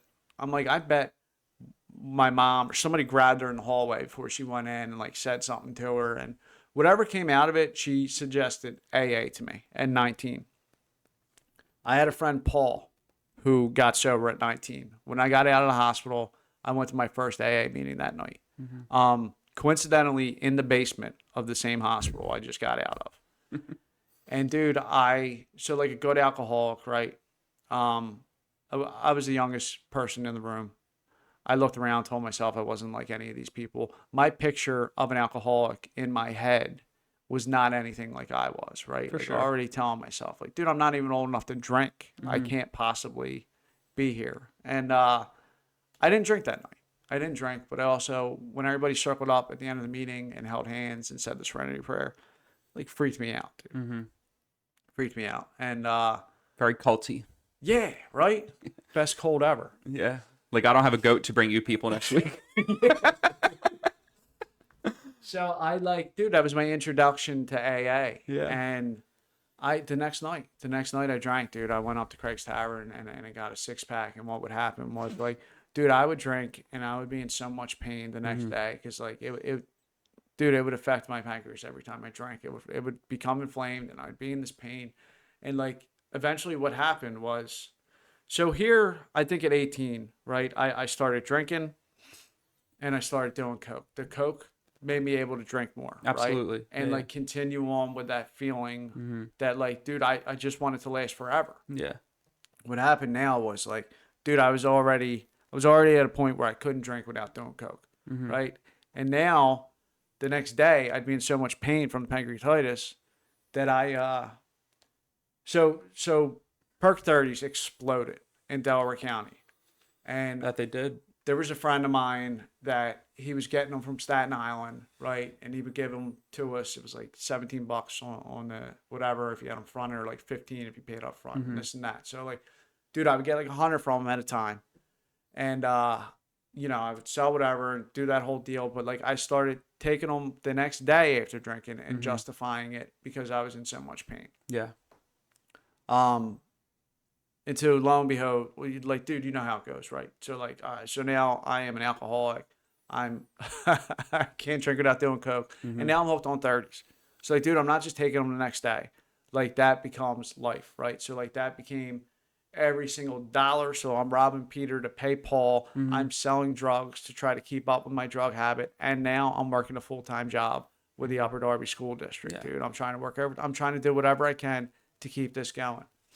And So like real quick, like I had mentioned something where Nick had brought up, I think while we were recording my episode, where we ended up talking about how we end up at the end looking back at like this mountain that we made and we're like, how the fuck did we get here? Yeah. And like at that point, like your story like kind of inadvertently like shows what I think it is, what I think is true, which is like slowly with like giving in a little bit just for whatever justification you have in that specific moment of time. And then you get used to that becomes a new normal, not so bad. And then as soon as you're acclimated to that, a new kind of low, right? Or a new kind of drug or whatever in our situation comes along. You have a good justification for that. So you include that becomes the new normal. So it's like, throughout your story is like it's not you at one point like ended up going on these different like very justified in your mind choices where you ended up like you ended up even worse than like when you had your back set on fire, like and you didn't mean to. It was just a bunch of justifications for like bad things in the moment, and they just became part of your life. And to make it make sense, right? That's why my disease centers in my mind. That's why my problem is my thinking. Like, dude, my thinking is fucked up, right? So like the whole point of the spiritual awakening was just a change in your thinking, which is going through the steps, getting a relationship with God and having a change in thinking. Perspectives. Yes. So like to where lowering that bar to like you said, the new normal becomes whatever. I make it make sense. And I believe the lie is like, yeah, dude, and that's why it progresses. That's how it gets, it got worse for me. Like an important thing to point out here is it's also a thing that's not exclusive just to us. It's like No. if you tell like a serial cheater or something, you know what I mean? Like, bro, you keep doing this, like you're gonna end up alone, or you're gonna want to kill yourself, or nobody's like you're gonna blow up this perfectly good situation you have, and they're perfectly fine with just doing it until they get caught. They don't really know why.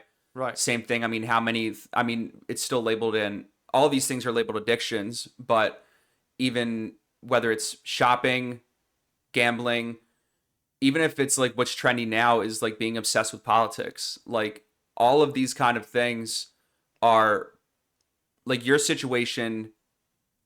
Our situations are so unique and very graphic, very intense, and something that somebody could easily place as like unlikely to happen to me, right? Especially people that don't drink or use. Yeah.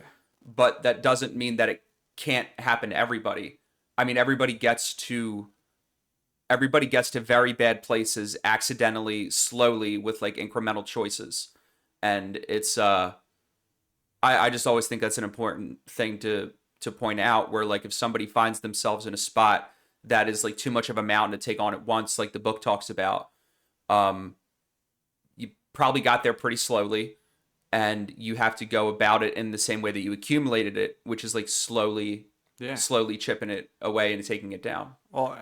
All self-imposed, and I can never see it when I'm in it. Right? Accidentally self-imposed dude. as well. Yeah, that's important. Yeah. It's just I can't see it when I'm in it, but like, fortunately now, and like being able to, like when you do the work, right, and like when you do a fourth and 5th and you take a like causes and conditions, dude, and taking a look back, right, and being able to see it and see the track record and see the behaviors, right, and see like the repetitiveness of things, where it's like, all right, dude, so like having now being like more separated from it, it's like, yeah, but when I'm in it, like you couldn't tell me otherwise. No, You know what I mean? no. Anybody else can see it, and whatever it is. No, And everything that I just said now is nothing that I knew back then. yeah, no, Absolutely not. But now, like, all right, so being able to compare myself to myself now to then, right? My sponsor's big on that, Yeah. and that's where I can find a lot of the gratitude, and that's how I can see without a doubt that like how this program has changed my life, like where my higher power Yeah. has stepped in,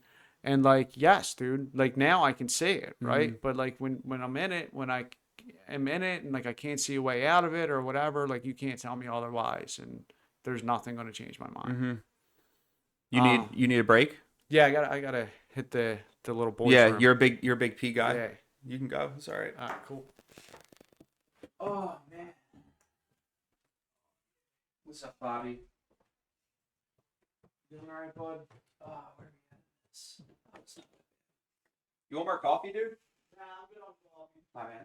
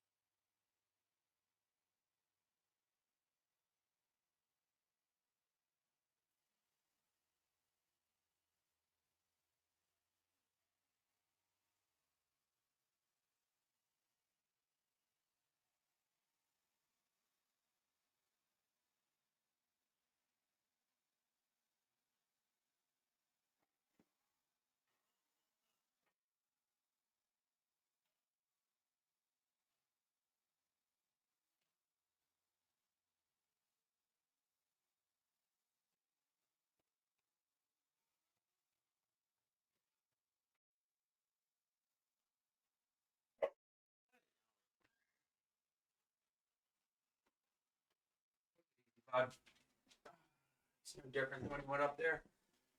How you feeling so far, dude? You all right? Yeah. I weirdly had a bunch of like mucus in my throat this morning. I took a Mucinex Oh, nice. like an hour before I left, and it definitely feels much better. You're a big Mucinex guy. Dude, I have. Do you know what though? I think it all comes back to this. I think a lot 100%. of my shit comes back to this vape, and I like.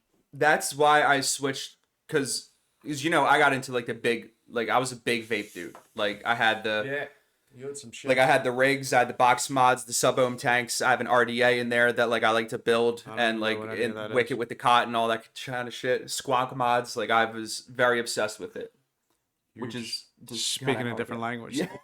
goes. You're But so, and with Jacqueline, dude, like she, and this is probably part of like the addict alcoholic in me, but I'm like, so she'll have to stop when or if, God willing, she gets pregnant. And like, that's my, like, I'm going to quit with her kind of thing. You know what I Okay. mean? So like, until then, I'm biding my time. But like, even with like shit, like health stuff that I think is directly related to this, I'm just, dude, it's like a different piece of me. And like normal people, or just, like I said, we don't have a monopoly on things. But like where they're like, dude, you know what I mean? You stop doing drugs and drinking. Like, why can't you just put that down? I'm like, I think people think that about a can't. lot of people with a lot of shit. I don't think like Not your yet. your propensity to like perceive you having to stop because of a certain situation or somebody else's has anything to do with the fact that you chose alcohol and drugs as your medication. Yeah, I don't like, think that has anything to do with it. just let me have this. yeah, yeah. um, So I'm gonna go to my first, like my intervention, and okay. so like I said, dude, I'm doing all these. So like I'm selling 30s, I'm selling coke, I'm working full time. I am Went into business. yeah, You ended up all, in business. all to try to, and it's still in debt. You know what I mean? But I'm working overtime one night at Right. at a school for the school district, and my dad shows up with my sister and my brother. Takes my keys, won't let me drive. Takes my car, takes me to their house, and my family's there for an intervention. So, dude, weirdly, before this, the show Intervention was on, and I like Oh, walked God. through the living room when my dad was watching it, and the tension was like, you know what I mean? Yeah. I'd be like, oh man, I feel. We bad both for know these what each people. other's thinking. Yeah, we're dude. not gonna really talk about it though. And dude, it was kind of like it was just out of the show. So like, dude, they're sitting down, like they're reading letters. I can, like, dude, I can see on their faces how much I'm hurting them. I can literally feel the love in the room. And like it was enough to like, all right, so like I've been caught, right? So like until then I thought I was like, until it gets so bad to like where I can't hide it anymore, that like nobody knew kind of thing, right? But I guess it was so obvious, and I agreed to go away, to go to my first rehab. And but I couldn't go then, right? I had to finish out the week of work because I was so important. They needed me to cut the grass. But so I bought myself the next day, right? And like I already had it set up where I could, so I was going in there with like high, you know what I mean? Yeah. And so the next day, I went to Malvern. And that friend that I went to years before that, who was sober at 19, still sober, and he was a counselor there, right? So I already felt a little more comfortable going to the place because like my first rehab experience, and fear and all that, dude. And like I go there, and the detox period was a little longer then. So say it was like a week instead of 5 days. And I was they're giving me Suboxone, like comfort meds and stuff. And I'm told that like I'm coming out of detox. I'm gonna have to become part of the community and like start doing groups and start like participating, right? That thought scared the shit out of me. Like, dude, I didn't know how to have a conversation, how to do anything, how to be a fucking human being. Oh, it was like worse than the first day of school for me. Oh my God, dude, without something in me. Yeah. So like they would come and they'd do their rounds and stuff. So like when they came around and like checked our room at whatever time of night, I had a bag stashed outside the side door. And after like they left our room, I took off through the side door, grabbed my bag, and I started walking, dude. I walked for like 3 hours from Malvern, like trying to walk home. And I got to like a place on 252, and there was a VFW, dude. It was just a lit up building, and I had I had like a pocket full of change, I guess, that I was given for the vending machines, which, you know, thank you, mom and dad, for that. And so I'm looking for a payphone, dude, which were even then like non-existent. Yeah, we're And getting phased out, kind of. I went up to his VFW and like I'm looking for a phone, and the cop pulls in and he's like, you know, what are you doing around like a closed business at night or whatever? And I explained to him, you know, what I'm doing, and I have my bag full of clothes. And he thinks I'm homeless and like I'm trying to break in, and I'm like, no, dude. I was at Malvern, and I left, and I gave him the paperwork, and he was like, well, why would you leave? He was like, that's a good place.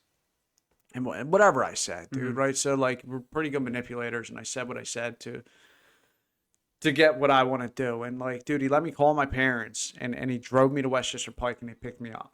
And I convinced them that like, look, I knew I had a problem.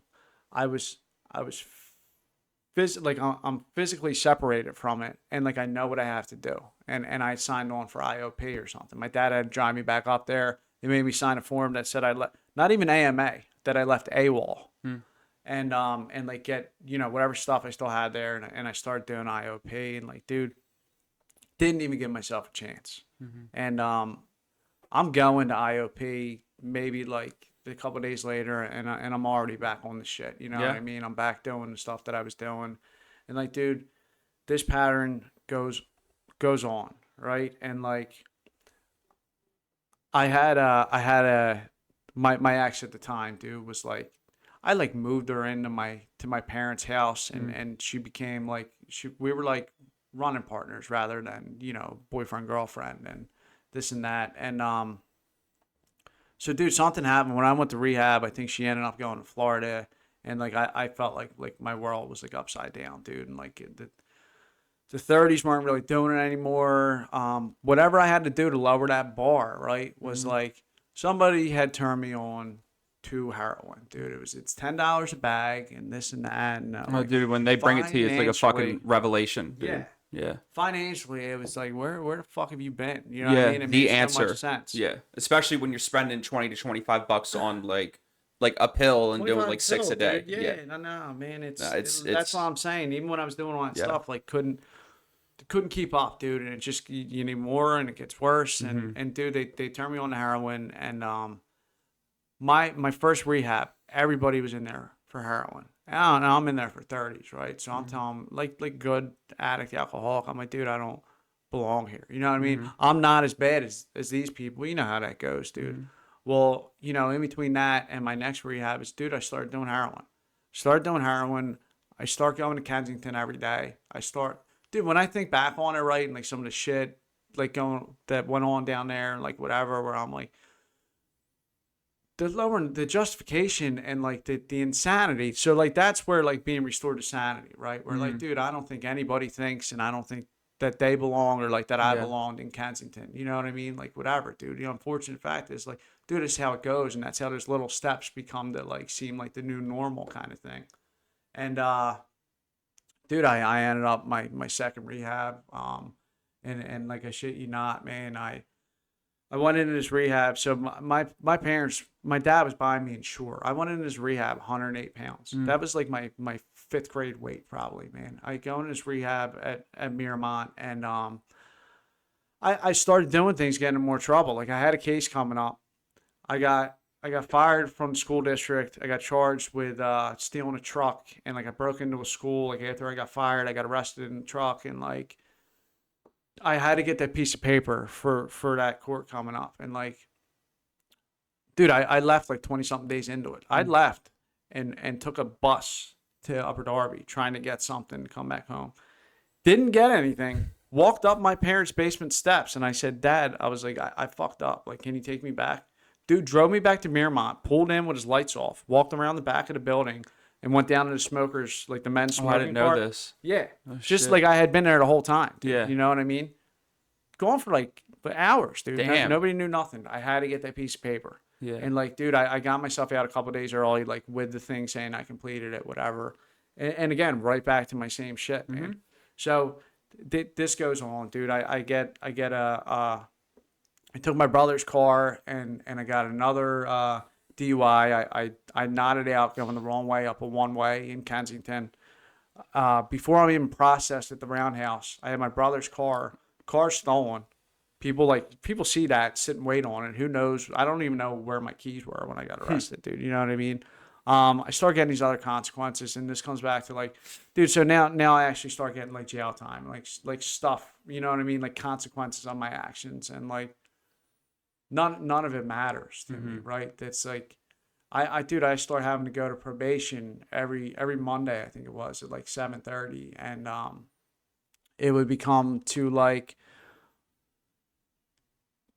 dude, we'll give you a chance to go to rehab, or we'll give you a chance to go to detox, or like this and that. Whereas like even my probation officer had like where we don't have a choice, right? Where like you're going to jail and like try to do these different things to. When I got off probation finally, my probation officer said to me, "I'm genuinely concerned that you're going to die, and I just don't want to deal with you anymore." And that's how I got off probation. So like, dude, in between, I have like another 6 rehabs before my last. I do the whole Levittown, Bucks County area thing, hiding out up there, and like, dude, I keep just repeating the same cycle. And like, my second to last, maybe who the hell knows, dude, because I get lost in it. But like every time I came out or something got worse, like I would try to do one thing different. When I left Bowling Green rehab one time, my solution then was like, dude, I just need to get away from like Philly. I need to get away from the area, and like I'll be okay. Well, geographical, man. I went to Houston, Texas to live in a homeless shelter. And I was gonna restart my life, and that was gonna be like my big thing. I knew. So like, dude, I had heard whispers of this place because some guy that I was roommates with at Bowling Green was going to go there. It sounded so bad, and it sounded so militant almost, right? Or like whatever. There was like rules and like this and that like it sounded so bad that I was like, I probably need to do that. And dude, I set myself up for it before I left. This dude didn't even end up going. The one that like I thought was going to be there. And I'm on a plane. I go to Houston, Texas, dude. And it is a mission. It's a mission. So they have, they're called hot cops. So it's a homeless outreach team.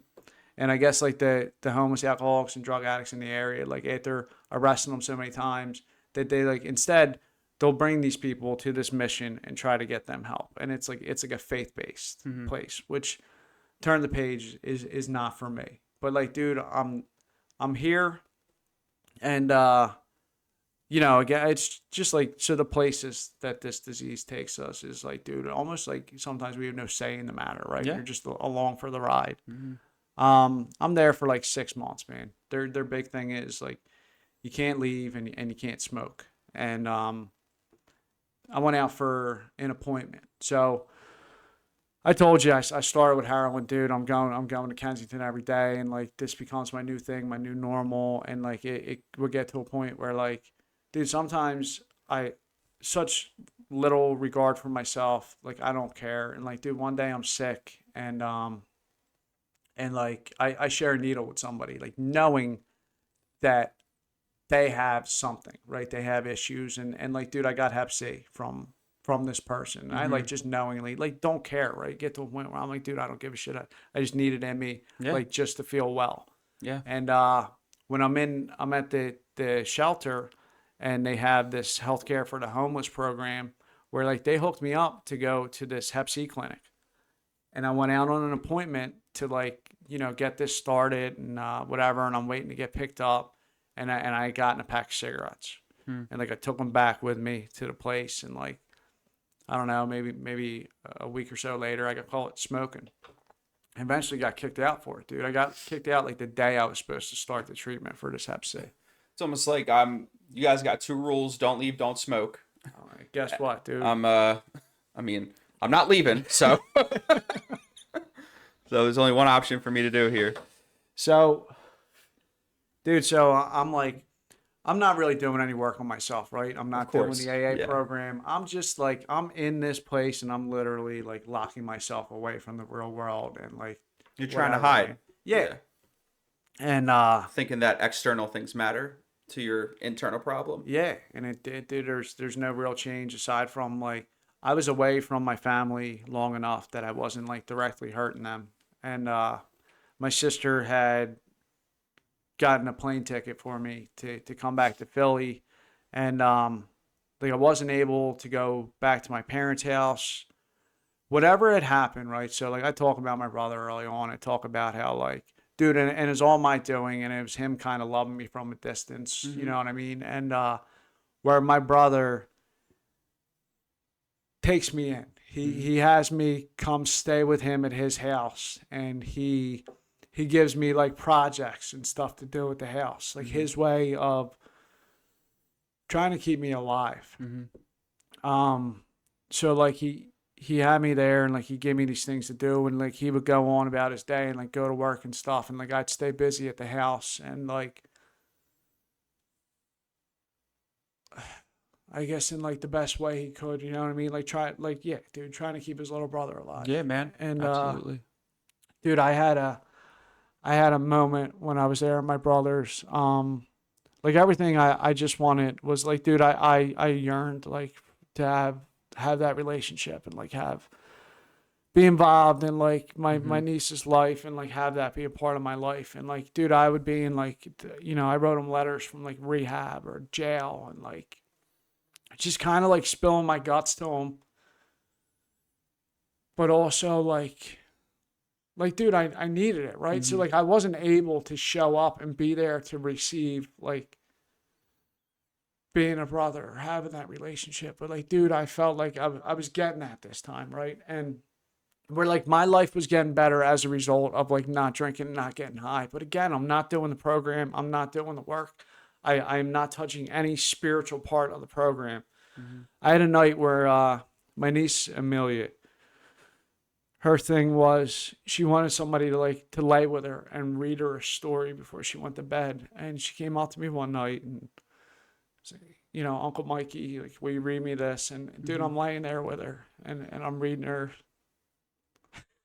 like I'm reading her the story, and I'm like, dude, this is all I ever wanted. Like this is all I ever wanted. And like I swore in my head that like I'm never getting high, I'm never drinking again. That like everything I ever wanted was coming true.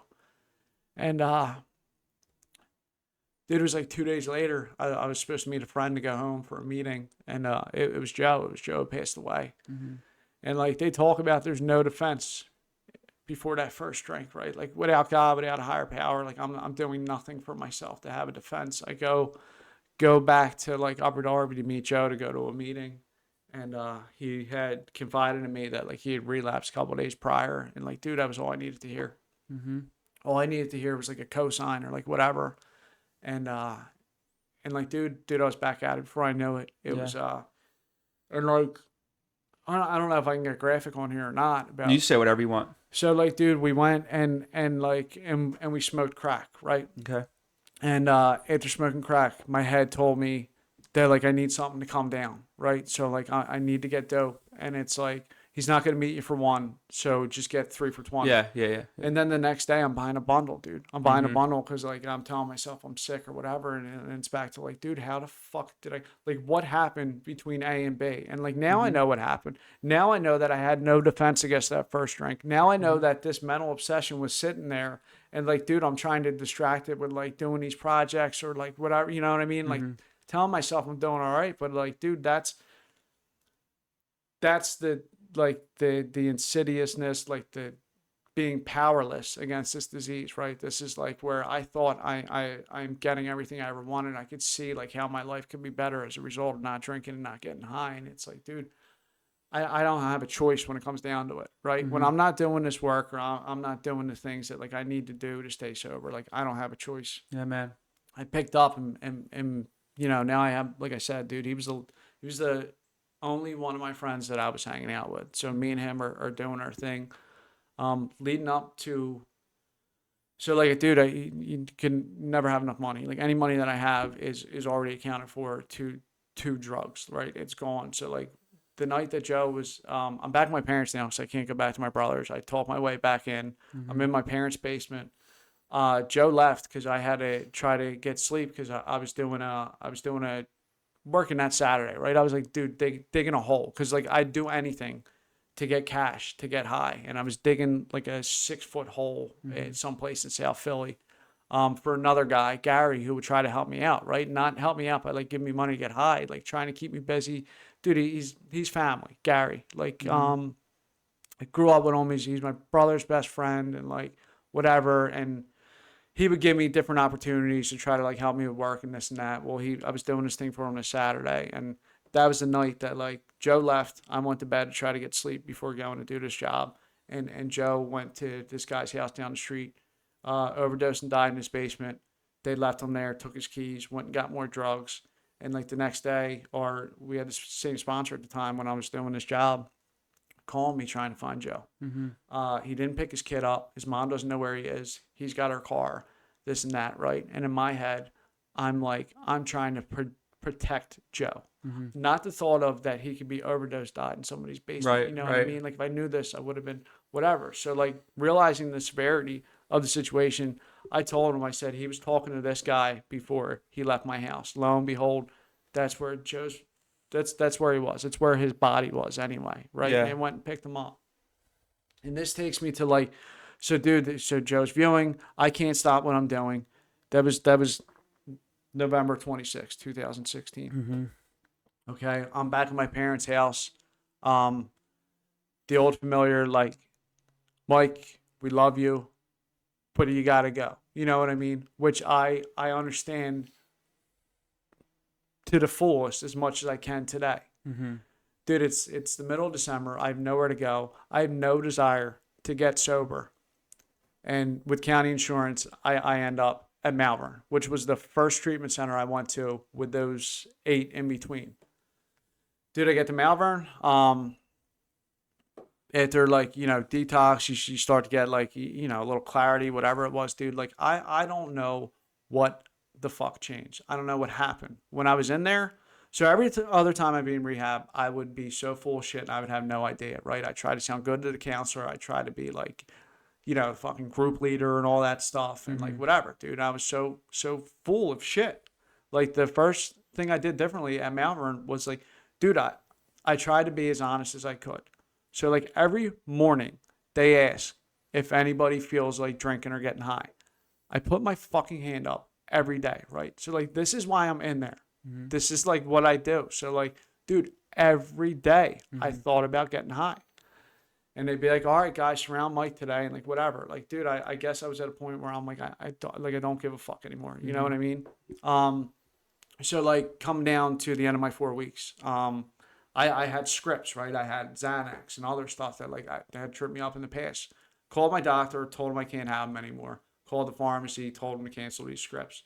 Got myself an extra week at Malvern to where it became like, dude, a place that I'd be like, how the fuck did I end up here? To a place where I'm like, I don't want to leave. You know what I mean? I was convinced that if I left, I was going to get high. I was going to die. Like very sure that like this is how it's going to go, right? Like I don't think I'm getting that other opportunity.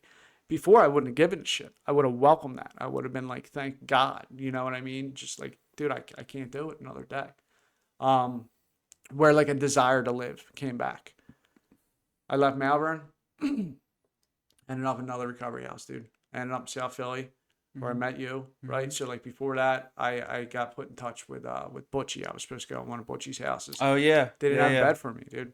Talked to Rod Camp. Oh, I mean, they were RIP. always packed, dude. And Rob Camp, dude, gave me the whole Rest spiel. in peace. Yeah, dude. On this house, and like, dude, I came to Emily Street, and like I got hooked up with you guys. So what changed this time, right? So like going back to that gift of desperation, dude, is so from 19 to 31 to getting sober, like, dude, I had been to enough meetings. I had been around the program long enough that like the suggestions, right? So like, and I stopped saying I know, but like I know what I'm supposed to do. But like, am I gonna do it? Like, fuck no, dude. I wasn't desperate enough. Those little bits of changes, right? So like when you get out, go to a meeting, get your hand up, let people know who you are, get a home group, get a sponsor, work the steps, get in service. I might go to meetings, dude. I might go to meetings and sit in the back of the room and pray that nobody talks to me and leave as soon as I can, get the fuck out of there, right? Because it's uncomfortable and because I'm scared and because of all that stuff. where like, dude, I started going to meetings and sharing honestly. We started going to the meeting at Vikings. Yeah. Right. So like my sponsor, my current sponsor, he wasn't my sponsor then when he started that meeting at Vikings, dude, like where it was this men's meeting, but it wasn't a men's meeting, but women didn't Yeah, go. dude, I ended up living literally half a block away Yeah, from there too. you're right there, Yeah, it was dude. cool. Where it was this like raw, like kind of just like vulnerable meeting, Yeah. dude, was so important to my early sobriety that like it got me comfortable with being uncomfortable. Like learned how to share there, and like, dude, so I had Vinny I was my sponsor, dude, and I always have love and respect for Vinny because he helped us so much, dude. Like when we were Oh, at that house I early would. on. I mean, you were coming out of rehab, right? Yeah. I had very much AWOL'd from Independence Lodge, and gotten a ride back down to my parents' house where I had the situation where I talked about earlier, trying to manipulate my parents into let me back in there. Yeah. 60 days sober, sleeping on the fucking sidewalk, like, and Sober. sober, stone cold sober. Yeah.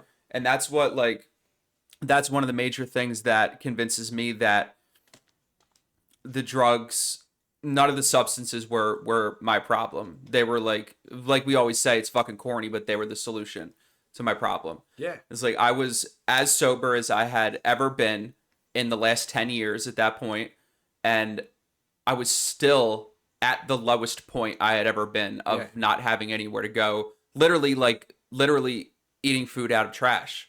Like, I stone cold fucking sober, dude. No desire, not thinking about using or drinking for whatever reason, but like because at that point, like, everything physical had been fucking over it, and I was at the point where we always end up at, where we do so many horrible things, especially towards the end, because it's not about feeling better than normal or okay anymore. It's about just making sure that I can fucking walk and I can, like, not fucking shake. Just trying to function, man. Even like get like I don't know if I ever had legitimate DTs, but like I was hallucinating a lot towards the end of my journey, and like getting rid of that, like, but yeah, man, I mean, all of that being said, like, Vinny did not have to take me off the street. I was an off the street person in that house. I hadn't been in rehab in, like, it was probably like 65 to like 75 days. I hadn't had anything in me. He had no need to take me in. Neither did Rob. I don't even know how the hell my mom ended up finding that place. I'm sure I'll find out. But awesome house, dude. Awesome house. So that's where, so like you said, you don't know how you even ended up there, right? So like, I don't know. I could have went anywhere, dude. Could have went anywhere, any house, like whatever. So that's where I look back and I'm like, all right, so where God puts these people or these places or these situations in my life, like, we wouldn't know it at the time, right? But for a reason. So like, where all these things fall into place or happen, good or bad, and look back on it, and it's like, dude, every single thing played a part in like where I'm at now. Dude, when you remember the Sunday meetings that we had in that house, Yeah. like, I would legitimately make the argument no other house anywhere had anything like that. Even now, probably doesn't have anything like that. Like, the people that we had, like Kim and Scott coming in there, breaking down the book for us every Sunday and opening up the house to the rest of the community, literally setting up a big book study in the recovery house with these people who were just on another fucking level in terms of like Kim and Scott, dude, like, and giving their time to us. Oh which, my God, I mean, look, man. in 90%, I'm usually in that 90% tile of it. Yeah. But like, thank God this time it wasn't, where 90% of the people like don't care or don't want you there anyway, and they're dedicating their time to come and try to help us, right? And like that, and that's what we're taught in AA, and like I get it now, and we had the opportunity to do that, right? So like we did, dude. Yeah, So that was we really cool. had Kim and Scott come and do the big book breakdown, which I knew nothing about, right? And still this day, still have so much to learn about just the big book and AA and whatever, and I know that comes with experience. To Kim and Danny doing it, And like, dude, again, like getting that knowledge, getting their experience, right? And like, and dude, learning and Yeah, growing. Danny like also was I mean, still is just incredible. Like an incredible man. Dude, it helps so many people, right? Another Yeah. person that God put in our lives, like to help us, to where Vinny asked us to take it over, right? So that fear of can't fill their shoes, dude. I Yeah. have no idea what this is about or We were trying to do it. like what, a year and a half, Yeah, dude, maybe we're like maybe a year, like a little over a year to a yeah. year and a half Yeah. sober, and like, but at the same time, so like that's how I learned, right? So like that's how I learned more. That's how I grew, and that's how I kind of not knowing it at the time, but it's like so learning. So AA tells us that you're not supposed to say no. So like my gut instinct about being asked to do that is like no, Yeah. that's scary as shit. Even And still, like I deal with that. Yeah. I can't, fill But their you just say shoes yes or anyway. yeah, dude, and like I mean, it's you probably know. like that with this. Yeah, Like, oh, it is. I mean, like, And so, like, dude, so I yeah. still hold so true to that. So it's like, dude, so getting uncomfortable, right, and like doing these things that are if it's supposed to help you or help somebody else, like that's what AA has taught me to do. Like, you don't say no to AA. Yeah. And like, it hasn't steered me wrong so far. So like, And that translates to like a lot of other areas of life unrelated to the program as well, which is if there's something you know that you should do that scares you and makes you uncomfortable, you need to do it anyway. Yeah, like you need to do it. it's and everybody gets afraid and uncomfortable. It's not like only you, like listener, that may relate to that. Like you and I, everybody else that I could get out of this room and talk to or text or call right now would be like, do you still get afraid when you're presented with like things that are good for you? And they're like, yeah. Like somebody, so we just had union elections, right, at my job. Yeah. And I've been there. I just got off of a temp contract there, which like a temp into a union job is pretty sick. That's big, dude. Yeah. So and this one dude that's on my line that I work with comes up to me and says, "Yo, you should go and be like one of one of the committee members, not like a high like anybody like high ranking in the union or anything, but you should go and be one of the committee members." And I'm like, "What? What the fuck are you talking about, dude?" Like, and I mean, it scared me. I ultimately didn't because I think I'm willing to go through a little bit more than most people. So like I didn't want to throw myself into that making decisions for other people kind of thing in terms of like too, like contract negotiations and all that stuff. Like that's not a burden that I'm willing to carry. And that's just like what it was. I think that's like a check and ego thing kind of too, right? Because it's sort like, of, all right, yeah. because I could do this and then call myself, I'm a committee man now. Like there are concessions and things in the workplace that I use the program religiously in that I can get through that will take up other people's whole entire week mentally if they had to go through it. So like something that I agree to, I know is very much not what other people have the tools to deal with. So I just could see myself, they'd be like, "Yo, man, did you okay this thing? Did you okay this new contract?" I'd be like, nah, like I'm cool with it or whatever. I just didn't want to. I saw it like possibly causing a lot of stir in my workplace. I respect that, dude. Yeah. So back at the house, dude, and we met. Dude, there's so many, and unfortunately, recovery houses are like this, right? So we did that commitment for probably a year and a half after leaving the house, and the number of guys that came through, the number of guys that passed away, like the number of people that come and go into your lives, shit. right? The first year and a half was like, I don't know if it hit double digits, but it was close to funerals that we went Danny to. Quinn took a list one time trying to figure it out, and it was way more than it should have been, right? And it's like so, and good and bad experiences, dude. So it's like and these people come into your life, and like some of them don't make it, right? But then it's like, all right, so being grateful that I ever met these people or had them in my life, dude. Like Kimmy Craig, dude, was. Oh yeah. I am so grateful that like the time that I was able to know her and have her in my life. Like, dude, she was probably my best friend in South Philly at the time, right? And like, they're just such an easygoing person to click with, and like, dude, brought joy to so many people's lives.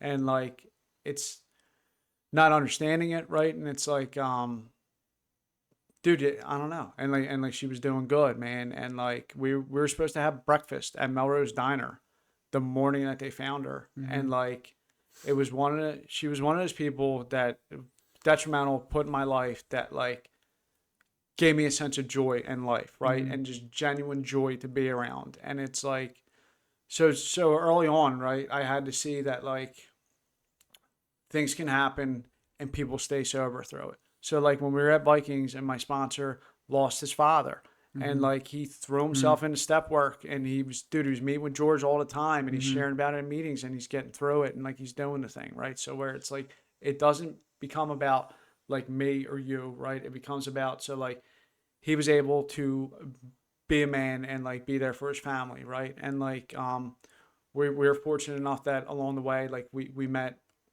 Margie, dude. We met Kimmy's mom, Margie, and like, dude, she's a part of my life. Like, she was supposed to be in my wedding, and unfortunately, she was sick, and I'm happy she's doing better now. But like, where it's so like it's not about me, right? So like, I'm able to be grateful that I had the experiences to have people in my life who I met a lot to me, and like, so we met Margie and like got to meet Bobby, right? And like I miss it now, but like dude, we were able to see Margie like once a month, dude. We'd be able to go out and eat with her, Yeah. right? And Yeah, yeah. like God bless her, dude. And if anything's an inspiration, like Margie lost her daughter, dude, and she is out there helping other people. So like this is what the program shows us, right? Yeah. So like she is doing meetings, she is doing Naranon, she is sponsoring people in that, she is out there giving people hope and being like a message in herself that like, dude, these things in life happen, right? And like my sponsor showed me too, like things in life happen, things you can't. Dude, there is a David, from our home group, and like he lost his family. He lost his wife and he lost his daughters all in one night in a tragic car accident. And this dude is, I can't even imagine walking around, No. right? After something like that happened. Not only is he staying sober, but like, dude, he's out there helping people. He is building a place for women to go for like a retreat, right? To like, he is devoting his time. And that's what AA tells us, right? So like when all else fails, work with another alcoholic will get you through. And like, I am watching people have impossible situations happen in their life and throwing themselves into helping other people. And like, dude, I see it firsthand, right? So like that tells me that like anything can happen and it is possible to be okay and come through the other side. Absolutely. And like, dude, I wouldn't understand things at first, but it was like all these people, all these things happen in our lives for a reason, right? And like, I don't know how I got off on that tangent, but like, dude, I often think about like people that came through and like, that aren't here with us anymore. And like, I don't struggle with the why of it so much anymore, but I try to find like a silver lining in the gratitude. And now also having gratitude for like, I don't know why, right? But like, I thank God I'm still in the middle of this thing. And like, you know what I mean? I'm still here. I don't want to lose it, man. I very much think that is the silver lining is and I don't just see this in the deaths of like people that I would call like acquaintances or friends, but like people that I was incredibly close with. Like the two guys that I talked about before that were consistent throughout my entire life, in childhood, leading up to addiction, through addiction, and post addiction. Like they were always there. But I very much, we were doing this damn thing when all those people were coming in and going out and coming in and going out, and we would see them come in, get that pink cloud, and then start to fall short, and then they paid the ultimate price in the end, right? Yeah. And that was always a reinforcement to me that I was doing the right thing. It was always a reminder that if I don't, like, that's what I have waiting for me. Yeah, that's but for the grace of God. Yeah. Because that's what I did every other time. And it's not like viewing somebody, it's not making like it's not minimizing the fact that somebody died, but there are lessons there, and I very much think those lessons lessons were there and learned, at least by my part. Like we were surrounded every single day by people that were just like so close to dying. I mean, it was really when fentanyl was becoming way more prevalent in bags and people buying it on purpose, right? So all these people at any point in time were just one not being there at a meeting away from never being alive again. So the fact that it happened so much, I mean, I very much attribute as to a big reason why I'm here today. Yeah, you can't. I mean, dude, you can't even get that one more anymore. You can't even get dope anymore. So like that. Well, no, now you're getting your flesh eaten away. Yeah, dude, it's all trank and fentanyl, and it's terrible, man. And I, I don't know. I thank God that's not the gamble every day, dude, or to welcome it even. No. And then you can just hope and pray that people make it here and stay here. Mm-hmm. So I do that recovery house. So Vinny, so I had Vinny, dude, and he had a reputation of like, he was like a street guy, right? And he was, he's my sponsor. So he was supposed to be this guy, but I saw him as what he is or what he was then, right? Mm-hmm. So like he is devoting his time to helping people like us, dude. He's taking us to meetings. He's like, well, you know what I mean? Where I'm like, I don't know. I didn't see that part of it or like the past or whatever it was. Right. And, dude, he, as plain as day. So like, I couldn't understand a lot of the stuff in the book. Right. And like, even doing my 4-step, dude, like I would sit in the basement. And I would write. And like all the meanwhile, like, I don't think I'm doing this right. You know what I mean? That's what I'm thinking. Like, dude, I'm showing people like my 4-step, and I'm like, dude, does this look right to you? You know what I mean? I showed the one guy, so like, dude, I got a job at Santucci's. I was washing dishes for $8 an hour, and the manager there was sober, and I'm showing it to him just to see if I have it set up right or whatever, because I don't know. And he's like, dude, I know some of these people. He's like, I can't look at them. I'm like, well, does it look okay? Yeah. Like, but like, dude, so like honesty and thoroughness, right? So like I was trying to do it to the best of my ability, and like I was finally doing it, and I just wanted to do it right this time. And like, dude, I would meet with Vinny. He gave me his time, and like I am forever grateful to that dude. 100%. Right? And like all he wanted from me was when the time came, you do this for someone else. Mm-hmm. Couldn't ever foresee that time ever actually happening, right? Mm-hmm. And it's still like, dude, like anything else, like you said. So like, I remember the first guy that asked me to help him, and thinking like, dude, I'm gonna kill this dude. You Same, know what I mean? yeah. Like, I don't know. It's like, I don't think you know who you're really asking. Yeah. Yeah. I'm not as godly as you may think I Right, am or whatever. man. Like I put a bunch of different fears in my mind based on expectations and perceptions that this other person may have had. Yeah. Yeah, and it really fucked me up the first time I was asked. But so like, but you do it anyway, right? Mm-hmm. And so like the stuff that I don't know, and that's where I ask for help, right? So that's why we have these people who have the knowledge, who have the experiences or whatever, where it's just like, dude, and that's the only way to learn. Mm-hmm. And so you just do for someone else what someone did for me, like the way that I know how to do it or the way that I was taken through until you kind of find a groove. And so new beginnings, dude. So like when we had that outside meeting, Billy. During COVID, you're saying? No. That meeting at the house where outside people can Oh, come in. okay. And Bill Fleming, I don't think he would care if I would use his name. We're not anonymous amongst each other, as Kim likes to say. But like, dude, Billy was coming to this meeting, and he was maybe 6 months sober.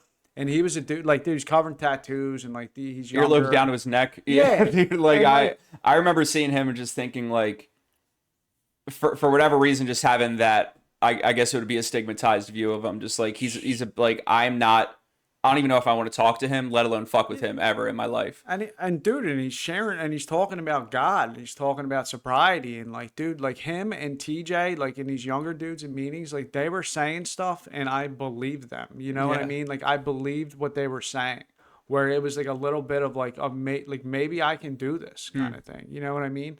And like, dude, so we and his home group was New Beginnings, and I think we used to go to the Sunday night beginners meeting. And when you had under a year, you were kind of forced to share. Like, dude, Bobby T used to call on me when I wouldn't have my hand up and be like, Eventually, I would also "Fuck." like calling on people. Yeah. But yeah. So like I started going to that group because of that meeting, and then like, dude, so started getting coffee commitments, started doing these things to like where I eventually had acquired enough time, like sharing meetings. And like, remember how scary that was at first, Yes. dude? Yes. And like 100%. again, doing these things that are good for us that like I don't want to do. The first time I spoke was there. I forget. It may have been you that asked me. I don't know who asked me, but I went. I went for like 10 minutes. Yeah. And I was like, I think I'm done. That's pretty good. I But- think I did about 7 at but- Presby. but like the loving nature of I think like the low key genuine loving nature of everybody like in the world, no matter like what you see like on the outside or on the internet or fucking whatever. But the people in this room that were complete fucking strangers to me that I didn't trust, one, I didn't care what the fuck they were saying because I was somewhat paranoid in my head still a little bit, but filled the whole rest of the meeting time Yeah. with like sharing, somehow getting something out of my story, and whether they did it for this reason or not very much made me feel like I didn't just burn everything to the ground Yeah. like I thought I just did. Yeah, Yeah. and that's, dude, I love that about it. Yeah. Right? It was Because it's like- incredible. and dude, it was such a special place at the time. You know what I Yeah. mean? And there was people that like who didn't come back to that meeting after COVID, but like we got in there, I think at the prime of like what it was, and not, or maybe it's just special because it was my experience. As far as right? it being there, yeah. Yeah, but I feel like, like, dude, we got to take part in things that were so like special, or at least special at the time. So like, dude, I grew up. I grew up in New Beginnings, right? So like I learned how Same. to like be a man and be like a sober person at New Beginnings. Like, dude, so I very I, much call it like born again. yeah. Especially like not to get like that way about it or whatever would turn somebody off, but like I was, dude, my like physiologically my brain wasn't even fully formed yet. Like I was 22. Like Yeah. I literally, like when I think about growing up, I shit you not, I think back to early sobriety. I don't think back to my childhood or anything like that. I think about early sobriety because that was the only place that I had legitimate, mainstreamed, clear-cut direction on how to handle yourself. Right. Whether you were a man or a woman. Like I didn't, not blaming parents or anything like that, because everyone's just trying to do the best that they can with what they have. But that is where I got that, was in AA. Like I consider myself raised in the rooms because of that. Yeah, dude. It's and whatever, and they say you developmentally like stop growing or whatever. You know what I mean? I think it's like 20. I think it's like 25 or 24 or something like that. It's in which, dude, I was getting high all through that time. Yeah. You know what I mean? Yeah. So it's like, dude, I was very much learning things for the first time that like I felt just came naturally to other people. And like even with the coffee commitment stuff, like, dude, I had to be there like a half hour early, and it would force me to interact with other people. Oh my God, the first coffee commitment fears were fucking real. I'm gonna fucking ruin Yeah, this coffee. I'm gonna ruin everybody's experience at this meeting, and God forbid if somebody talks to me while I'm doing it. Yeah, dude. I'm gonna disintegrate like the Wicked Witch of the West. I'm just gonna fucking shrink, and my whole life is gonna crumble. But it was so important, man. And I met so many people at that meeting. Like we were fortunate enough that they had a lot of outside service stuff. Right? Oh my So, God, like, dude. going to those Yeah. commitments and like, dude, and Mercy, finally Mercy feeling Fits, Presbyterian, Yeah, like dude. the VA, like, everywhere, like, dude. did you ever imagine? I can never picture sitting on that side of the table, right? And that's God doing for me what I can't do for myself. Where it was like, dude, I am always coming back or in the audience, or you know what I mean, like tail between my legs kind of shit, where it's like, this is what you're supposed to do, like you're scared or not, you know what I mean, like and then to where you look forward to it, and like you look forward to seeing the people that become your friends and going to meetings, and like, dude, it changed. I hated going to meetings. Yeah. It was a chore. Yeah, I hated would it. I would have to leave. Dude, my dad would drop me off sometimes in meetings, you know what I mean, and come to pick me up, and I'd be running around for like an hour trying to do what I had to do to get back there in time to fake like I'm coming out of the meeting. Where, dude, again, just such an inconvenience, you know what I Yeah. mean? But there's an important lesson in something that you said, which is like a reinforcement on something I pointed out earlier, which is we went into the rooms. You talked about ending up on the other side of the table, and like it didn't happen overnight. Fuck no. We got incrementally better. So the way I'm trying to frame it is when like we got to the rehabs, how I said before, slowly, incrementally through a series of bad choices, increasingly becoming uncomfortable or comfortable with like doing more fucked up shit with more chaos.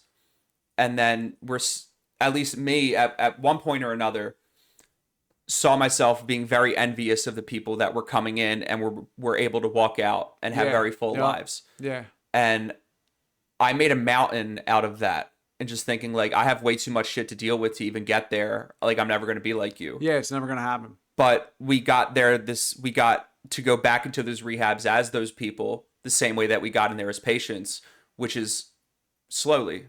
Yep. Like I didn't do my first commitment until I had at least a year, right? Year and a half, maybe even 2. I think before. So I think different groups had different rules. So Yeah. like it'd be like 9 months some places. I had a lot of hard time getting over the fear initially. It took a while for me, but like slowly, just like slowly chipping away at all of those problems, like we ended up getting there. And that's another thing that I think people need to hear. Yeah, it's dude, I don't know, and it comes and goes too, right? So like I'm sober, obviously longer now than I was then, but it was like, dude, I was in a more comfortable place, say around like 2-3 years, Right? and like doing it over again, right? But I have that experience from when I had the fear before and did the stuff anyway. Exactly. That I know what comes of it. Exactly. So, dude, the people of that group, like I am, that place will forever be in my heart. I think about it all the time. Now, so, dude, I had gotten a job with my friend Ray. Before that, so, dude, I had a landscaping job in Upper Darby for this guy Joe Melito, and dude, God bless him, because he gave me a 3rd, 4th, 5th chance. Like, dude, I went to probation one time. He would let me go to probation, come in late. I went in there, I got booked. I ended up at some halfway house after I got out of jail up in like Mooresville, and then hit out in Bucks County. And like, dude, I didn't come. It was like a year later when I was back in Upper Darby, and I hit him up for a job, and like he let me come back. This time around, getting sober, like he took me back and he had me running the crew, right? And I was able to be trusted and stuff like that. I remember this. And it's you know what I mean? It's cutting grass, but like, dude, it was a good feeling that like he instilled some kind of trust in me. You know what I mean? It made me feel like I was doing a good thing. I went to work with my friend Ray and a couple other guys who were sober. And it was in the off season with Joe, and we went to Detroit for a couple of weeks. And like, dude, we're going to meetings on 8 Mile. You know what I mean? Like we're out in Detroit and we're doing meetings. And like I tried to give it a go at the carpentry thing. Yeah. I did that for a while. And like, dude, I'm working with sober guys. They were friends from like my childhood, you know what I mean? And there was something special there. And like, dude, I needed that at the time. I did that for like a year and a half. Me and you used to go to this meeting Monday nights, the 98 free meeting at 3rd and Jackson. Now, we had met and became like friends with guys.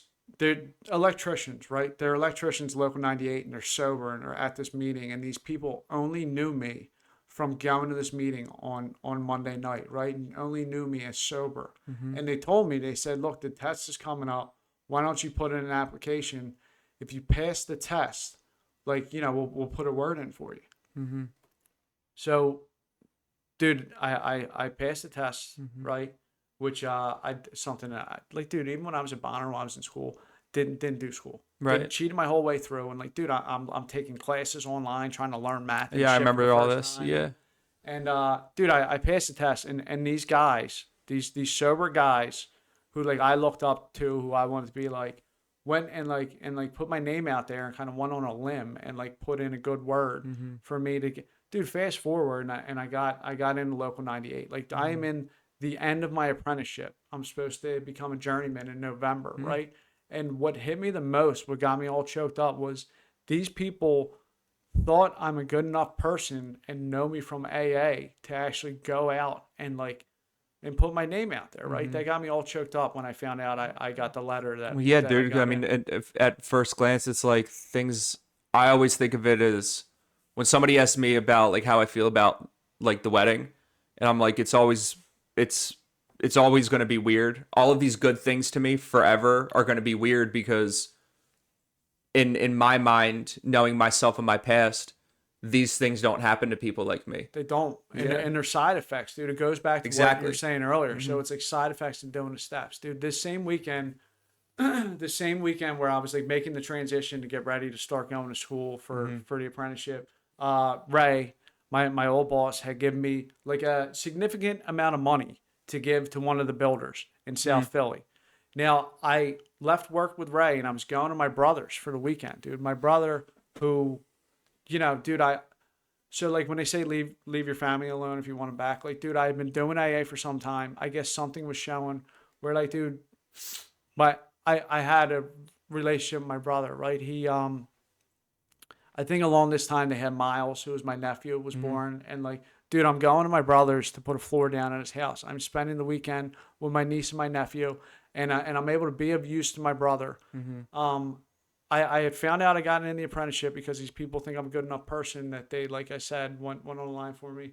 And I'm like gleaming, dude. I'm driving home from leaving the weekend with my brothers, like having that family time and getting this relationship time with them. And I'm on my way back home to South Philly with this money that my boss entrusted in me to give to this guy, right? Not once did I think about taking it or going to, you know what I mean? Like, dude, I that kind of stuff doesn't happen to me. No. It was like, dude, I'm driving down 95. I started crying. I'm like, dude, who am I? Or like, Dude, I know what have a mean? very similar, like, that's what I point to as my like awakening experience. Is just like this one specific specific random minute in my sobriety when all of my thoughts from all of these outside things that I had accumulated in like a positive way on accident converged into like this really intense realization of like my life is better now and I'm doing the right thing. And mine was, I always say like driving, one, which was fucking wild. Two, driving to somewhere to sleep because I hadn't had it before, which was also crazy. From a job, which I mean, like I'd worked before, but like, barely really. And, I was texting in like a positive way with like my mom or one of my other family members or something. Simultaneously, like somebody texting me that like needed help and like I was trying to help them through something. And like I think you and I were also talking, like texting or something about where we were going to go to a meeting that night. And like all of that shit just hit me at once. Just this random fucking minute driving. Like I was about to come over the bridge past the Broad Street exit on 95 South, coming home from actually right fucking around the corner, like right here up at RCA. And in that moment, I was like, that's when I was already like kind of like I was already convinced that what I was doing was right, but in that moment, it like put it in concrete. Like, holy shit, I got all of this shit without trying to get it, which is the thing that we've been talking about. But this stuff actually works. Yeah. And I'm actually reaping like all of these rewards that I didn't know were possible by doing all of these things that people told me. And I, for the first time in that moment, felt what it was like to be proud of myself and have some self-esteem. Dude, it's yeah, you nailed it, man. Doing these esteemable things that are not the reason why you're doing it to get that, but like reaping the rewards of the relationships, like, dude, the feeling of usefulness and having like, dude, just being a part of the world, right? And like being, and that hasn't stopped. Like I still get new levels of just like how the fuck am I doing like X, Y, and Z depending on what it is, and like it's incredible, right, man. And I still like I will never forget being at New Beginnings with you, and the Sunday night beginners meeting. They read the promises at the end of the meeting, the 9-step promises, and the answer to the end of it is, "Are these extravagant?" And the answer is, we think not. You and I we were always like, be like, dude, that's fucking impossible. That every time we were like, a little bit. Couldn't see it, dude. But like, all right, so staying with it, staying in the middle of it, like, lo and behold, you know what I mean? Where it's like, dude, these things happen, and I don't realize it when it's happening. I don't realize it in the moment, dude. But it's like, you know what I mean? I can get.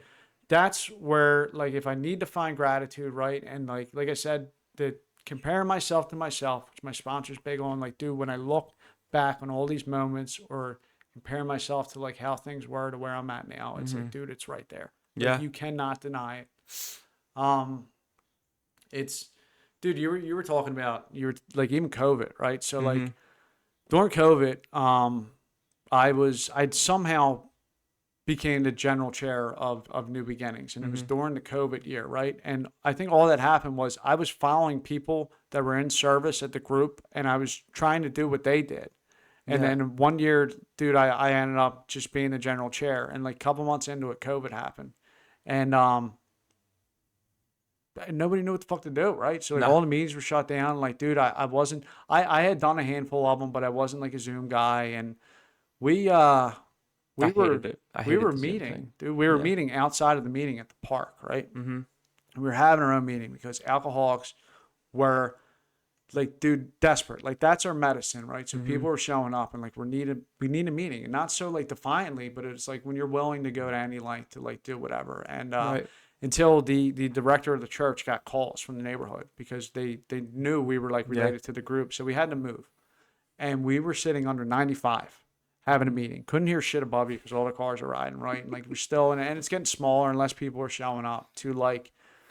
There's like 6 guys there, and half of them were like smoking cigars during it. Yeah, not that it was bad, but like, it wasn't a lot of people. No, it wasn't. And like, dude, so we had this thing going outside New Beginnings, and we were doing that, right? And then I think Mikey Varnes had found this place under 95, and we were doing there, and then him and Kevin N. I shouldn't be saying their last names. But found this place down by the river, right? Out back, the local 19 on Delaware Ave. And oh my God, man. So like, dude, this thing exploded, right? There were so many people. That was like one of the only games in town for a meeting. And being able to Delaware, take part New Jersey, that we had people from a lot of places. Man. Yeah. And like, I'll never forget it. And like, dude, so in December of 2020, I was on my way to work. I parked in a parking garage, and I would take a scooter from the garage to the job site. And I got hit head on by a car, man. And this is during a time where everything's shut down. I'm like, my only outlet is AA. I have like all this, dude, the group shut down. It shut down from within itself, which is really kind of sad. Oh, yeah. Because the director of the church was willing to let us stay open. Yeah. And then like, dude, it was our own members that were like, my whole argument was, if you don't want to, nobody's forcing you to come. If you don't feel safe, like, don't come anywhere. But people didn't know what was going on and thought it was like, you don't have to make somebody not do something if it's something that you could just not participate in. And where I had to, and where I learned right from other people was like, dude, general chair is nothing, right? I'm grateful to be able to be of service to the group, and I know I had my opinions and stuff, but the only job of a general chair is to facilitate the business meeting and to be of service to the group. You're like the liaison between the church and the group. Yeah, you're not like the president. Yeah, it seems like it though. Take my opinions out of it, right? Yeah. So like, we had this whole thing, and like, whatever, it was out of my control, and I had to accept it. And like, dude, I got hit by this car. I'm out of work for almost like 6 months. I had a surgery on my hand, and like, dude, I was out, right? And like, I remember picking you up, dude. Yeah, you picked me up that day from the hospital. Yeah. I like, dude, oh man. And that was one of those days where like the last people to find out were my parents, right? So like, dude, there was a point I would pit my parents against each other, right? And like, they couldn't sleep, like they couldn't sleep at night. They couldn't, like I said, they were waiting for that call, dude. I had forced some like words out of my dad's mouth that were like, dude, I did stuff to him, right? Where I felt like I was ruining their lives, right? And like, where it changed from like so now they tell me they love me and they're proud of me, right? My mom texts me every morning and every night. Like, dude, my dad is in Tampa right now. Like, we had their wedding anniversary at my house, and me and my siblings were able to, we got him tickets to the game, and he's in Tampa for the Eagles Bucks game, staying with his brother. My Uncle Steve lives down there. And then my mom is with my wife and my sisters in Ocean City. And like, you know what I mean? Like, dude, my relationship is night and day with my parents, and I'm forever grateful for that. Yeah. But they were the last ones I told about that, because I didn't want to worry them, right? So like, dude, I called on you to come pick me up, right? And like, I'll never forget that.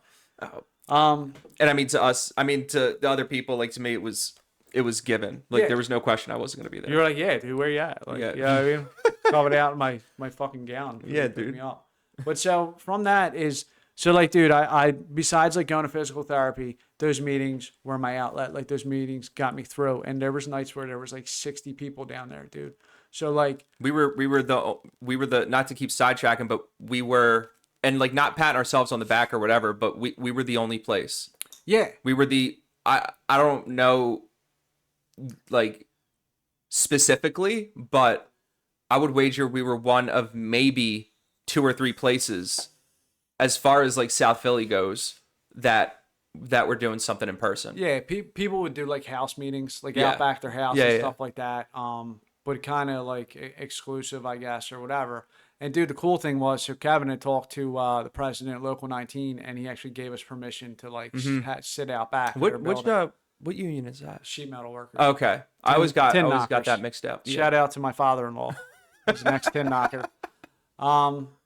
So this is where, like, dude, I became closer with a lot of people through that meeting, right? So like where the world was shut down and like COVID was happening, and there was like points in times where I felt like I was thriving.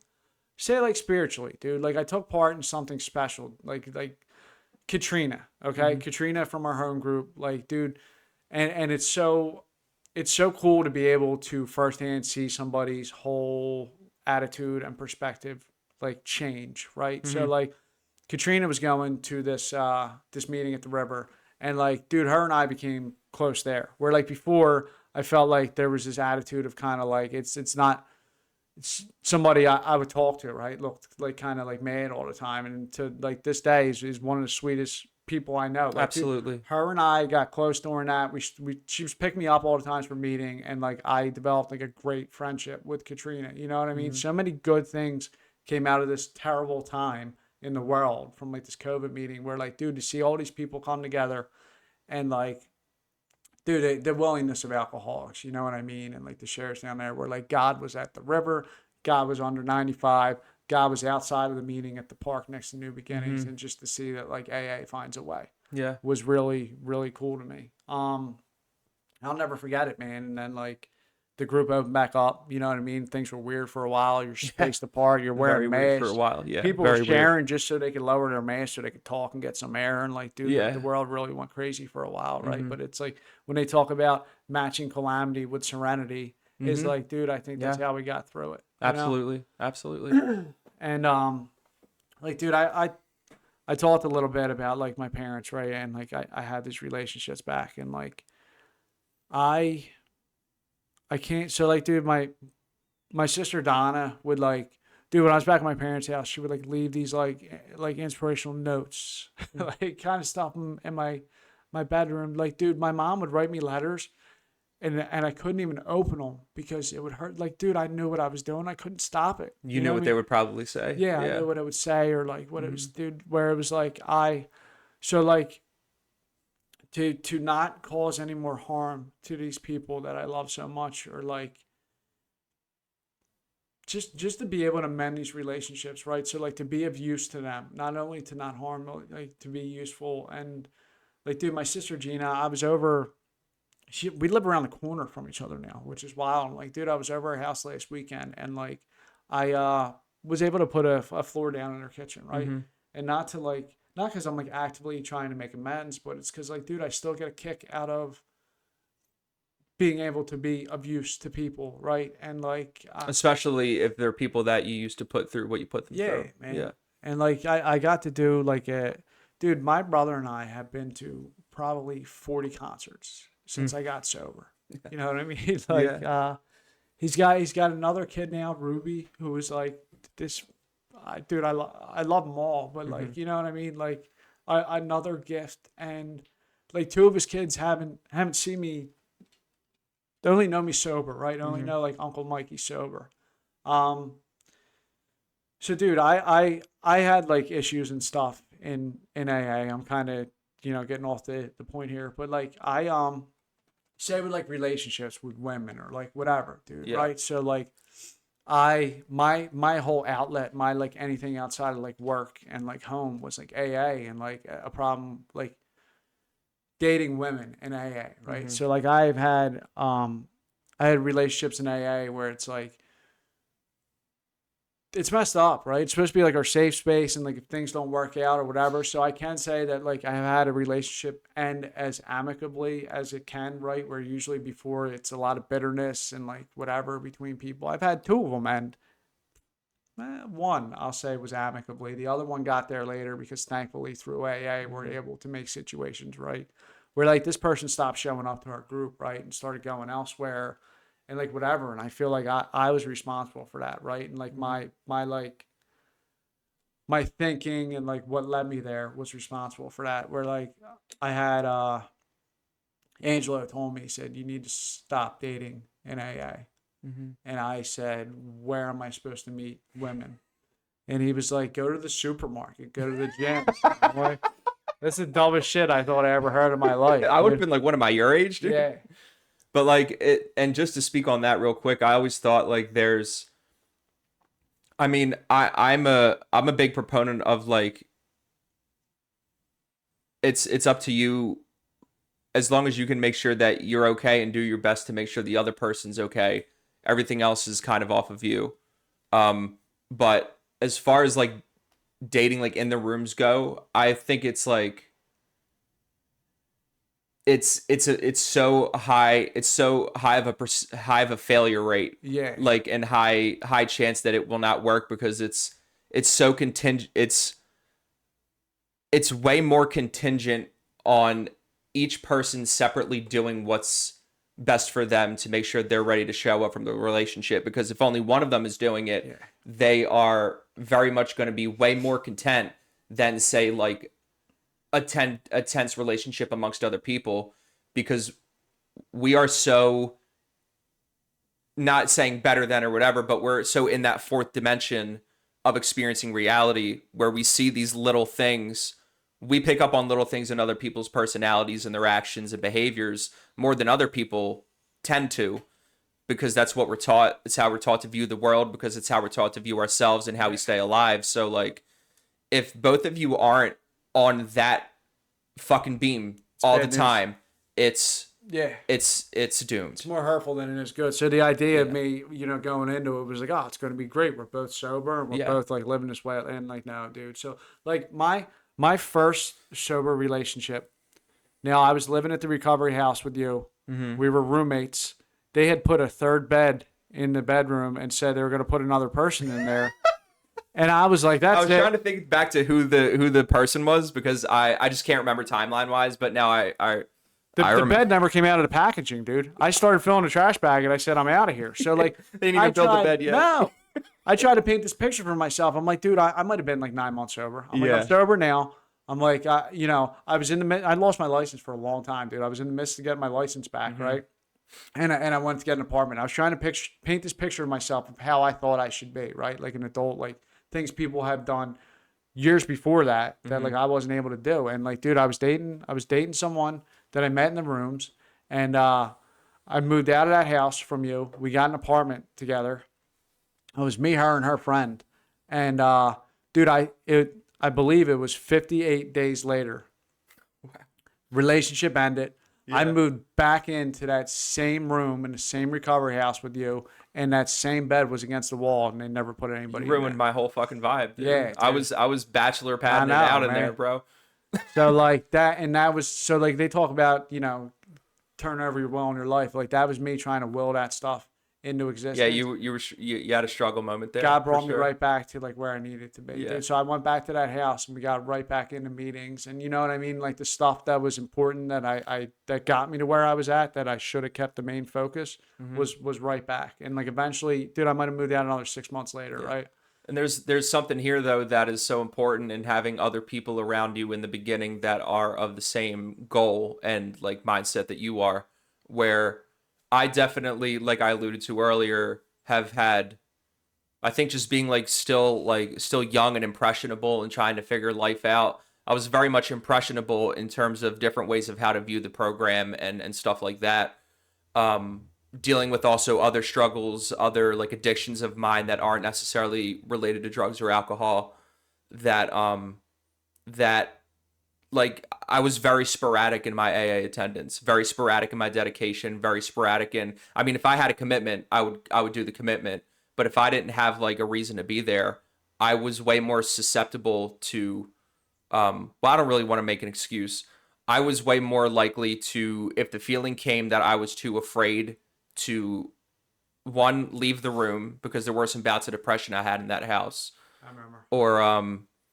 or do anything, like talk to anybody, like I would very much solidify myself in that and just exist in it because I had so much experience in doing that, and not that it was enjoyable, but that was like to somebody on the outside, it's like, why, like, just like, why the fuck are you doing that? But it's very much the same thing as like, well, why the fuck do you keep doing heroin? It's the same exact thing, but you and I helped each other through a lot of shit in that house specifically.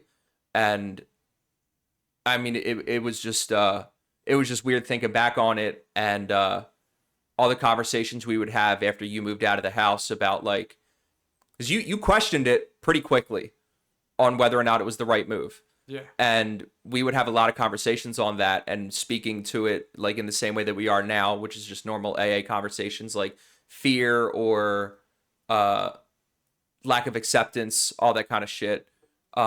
Whether the relationship was like something that you wanted to, like, you guys ready to move in yet? You know, that kind of thing. And like, but you also helped me a lot on the flip side with being there when like I was, well, getting me to a spot, and being there when I was ready to kind of like stop wallowing in my own shit and like get back out and like trying to better myself. So like it was, I just really think it's important to like harp on how important it is to have at least like one other person that's like there to get you out of that shit. Yeah. And even being able to talk about it, right, or run it by somebody else, because it's like there's a part of me like that definitely knew this is not a good idea.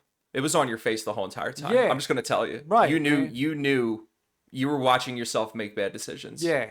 I saw it. Most definitely, man. And that's, I don't know. And I guess there's a lesson in there, right? So Absolutely. It's like, yeah. There's a lesson in all that shit. You live dude, and learn. for both of us. Yeah. It's, dude, so I had a couple times where it was like, I had let my, and call them defects or whatever you want, you know what I mean? But like, I remember I had just had like a year sober, and Danny had took me to that Center City Recovery, somewhere to go speak, right? Okay. And there was a woman in that house that like after the meeting, she showed me pictures of cats. She said she's trying to get it home or something. And I was like, I don't know anyone, you know what I mean? That wants a cat or whatever.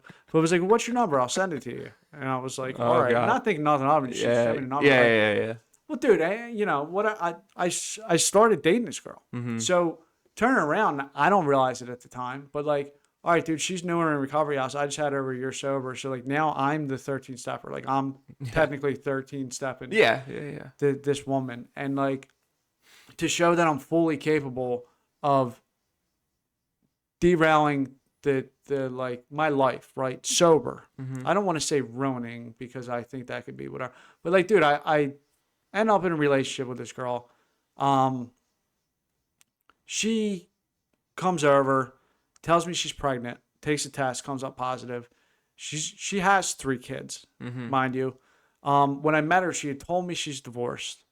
Now, dude, I remember being at Lowe's. I'm buying stuff for the apartment, and I get a phone call, and it's I answer it hello, because I don't screen phone calls anymore, right? Because I feel like I'm living the right way, and I don't, because there was a time where I couldn't even turn my phone on. Right. And I answer it, and they say, hey, this is so and so's husband, and I say, excuse me, did you say husband? And they're and now I'm like, what did I do? Right? Yeah. She said, no, I'm like, they told me you were divorced and this and that. And then it came back later that like, oh, they were getting divorced. But still, then and there, when, you know what I mean? I'm like, dude, I can't be responsible for something like this. And like, I'm not seeing anything all the way through, or I'm letting one thing control the whole way I'm thinking. And that's what's driving me. Like, dude, if I'm being completely honest, I don't know if God worked that situation out in my life or whatever. The last thing I heard was she went away. I guess she wasn't really pregnant. Like, I don't know, right? Because I would have known by now. I don't think she was, dude. And like lost complete contact with the person. And I think that was like a freebie by God, right? So that was a terrible feeling of answering the phone when the person said that. And I like, dude, I would never, ever, right, intentionally like put myself in between a marriage or especially a family. But it's like I'm believing what I want to believe at the time and doing this stuff. And it's like, dude, I brought it to Kim and she was like, you might need outside help with this. Where I'm like, dude, I think I'm doing the right thing and I'm disguising it as love like they talk about or whatever it is. And it's like, I could have seriously like, so I was talking about, my sponsor told me to stop dating in AA. And he said the thing about the gym and the supermarket. And I'm like, no, you know? Well, dude, so the other part of it is they're like, you stop looking for it, you'll never find it. Yes, which I always fucking hated. Dude, because that was the one thing when I got sober I wanted the most, and for some reason it was different than like it was comparable to, hey, God, sort through your past, come and make coffee, and I'm like, heroin's my problem, dude. Like, what the fuck are you talking about? Like, how is that going to help anything? Couldn't understand. And now they're like, oh, you want love, you want marriage, happiness. Don't try to get it. And I'm like, are you fucking kidding me? Yeah, like, well, I got to do something. When do I get to do what I fucking want around here? Right, dude. It was so confusing at first, but it's true. It's true. I started going to the gym. I was going with Angelo.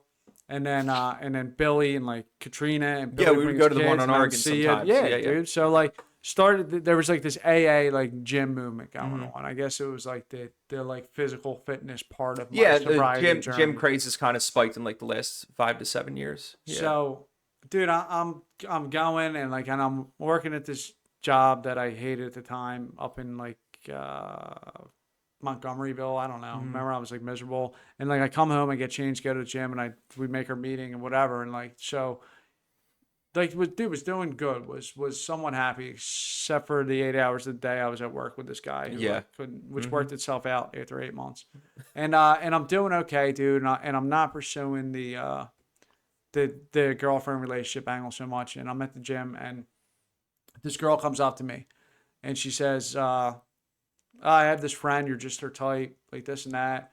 And she's like, are you seeing anyone? And like, not to be whatever, but like, I have no idea what my now wife looks like at the time. So I'm like, oh, well, I'm kind of talking to someone, whatever. And then she shows me a picture of Jacqueline.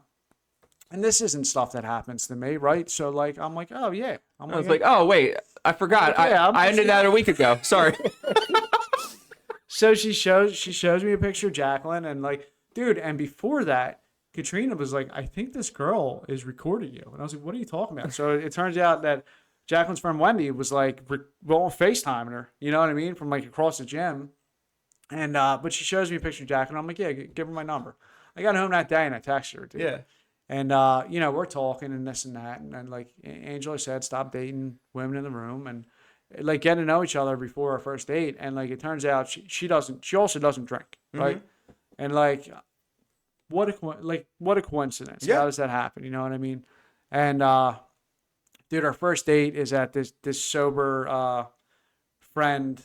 This guy I know was doing like an open mic at Helium Comedy Club, and that was our first date. And then I went down to shore for a week. I came back up because our friend Brian was celebrating. I came up for a night and I saw her then. And like, dude, I fell head over heels for this woman.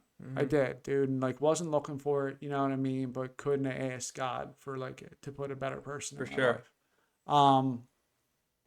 And she's sober, so like this was tough for me to deal with at first, right? So like she's sober in her own way, and like she doesn't do AA and she doesn't do meetings, and that's baffling to a person like me or like you, right? Because like this is the only thing that works for me. This is the only thing that has worked for me, and whatever, and like. It was weird to get around at first, man. And which, like, just to interject for a second, is kind of weird that it's baffling to us because I feel like what we have to do in order to not is the baffling thing to other people. Well, yeah, when you think about it. So, like, to us, it's like you don't have to do all of this shit and base your life around this thing. Like, you're weird, but everyone else is like, but you have to. Exactly, you know what I mean? Exactly, right? You're the weird one here, dude. So I had brought her to New Beginnings anniversary meeting, and she was talking to Jody afterwards, who is also an alcoholic and a member of that home group.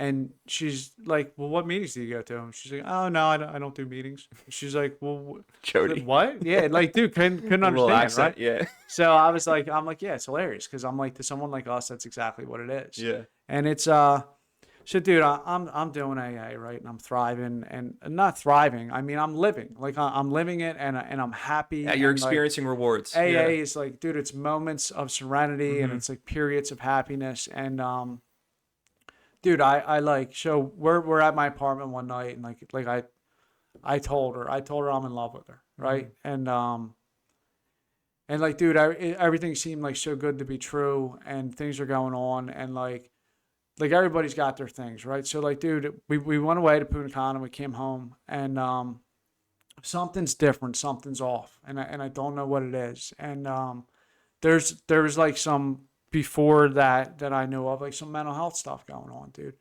and I couldn't. So she broke up with me, and you know, thank God, like today she's my wife, but she broke up to me.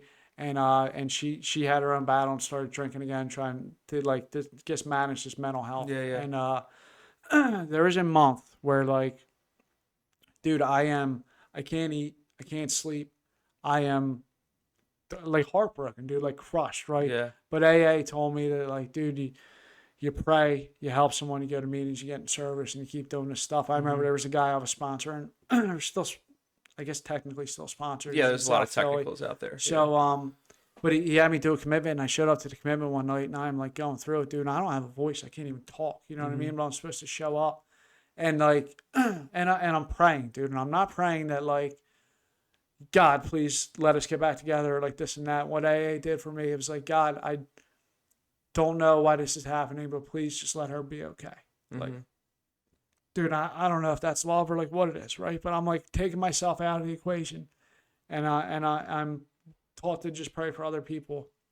And like, dude, I don't know. It's so since I got sober, me and my brother, this is going on from like Thanksgiving to Christmas. Since I got sober, me and my brother, and I love it, dude. It's one of these gifts of sobriety, but we make stromboli every Christmas Eve. And like, dude, we didn't know dick about making stromboli. Like we wung it one night, on Christmas Eve, and it's become tradition now since I got sober. We just got a pizza stone from the bridal shower. My first pizza was horrible. I stormed out of the kitchen like pouting like a fucking 5-year-old because that's what happens when I try to do something and I don't do it. You don't That's perfect my own back end shit. Yeah. I'm just so fucking mad at myself when I don't do something I think should be easy. And then Madeline has to play mom because I'm being a little fucking child. It's like, it's okay, I'll get your pizza together. Don't worry, dude. Well, look, so I don't know, Dick. We're getting better at it every year. So like, you'll get better at it.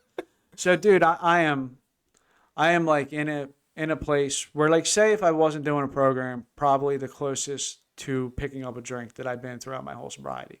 But I'm doing the things and I'm moving my feet, and then I'm getting on my knees still in the morning and night and praying to God like I'm supposed to do, like what got me to that point.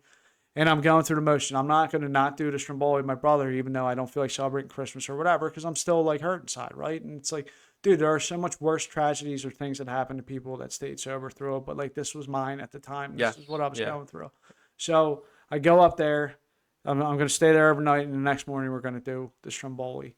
And I got a call. I got a call from Jacqueline, and I think she was on like a 3-way with her sister, but so talk about that gift of desperation, right? So like, was at a point where she was willing to do something about it, whatever it was. So like, I left my brother's, I went to her apartment and picked her up, and like, she was willing to go away that night, and took her to, what the hell's the check-in place? Where was it? In the city, dude. It's called something else now, but it's where you have to go to get the assessment to go away.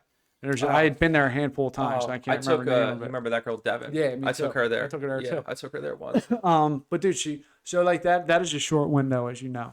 And we went there, and like, she's willing to go away, and dude, she's sitting like 30 hours or something. The next day was Christmas Eve, and I was in this weird spot where like, dude, so I had met her mother is sober. My mother-in-law is sober. Awesome, dude. I don't know if I knew that. Marguerite is like, dude, she's a firecracker. And her sister is flying in. She's coming up for Christmas, and Jacqueline's set to go home and see her sister, and I'll get to see each other a lot. Like, dude, I met her dad. I like, I love these people, man. And I'm in this weird place too, where like this AA, right? Where I'm like, dude, it's a short window. Like you have to act on it. If she's willing to go somewhere, like, you know what I mean? It's whatever to go get her help. Where I'm like, this is going to ruin Christmas for her family. You know what I mean? I'm like, but this is definitely more important than that. And Can't blame you she for sat thinking there that for way. like 30 hours.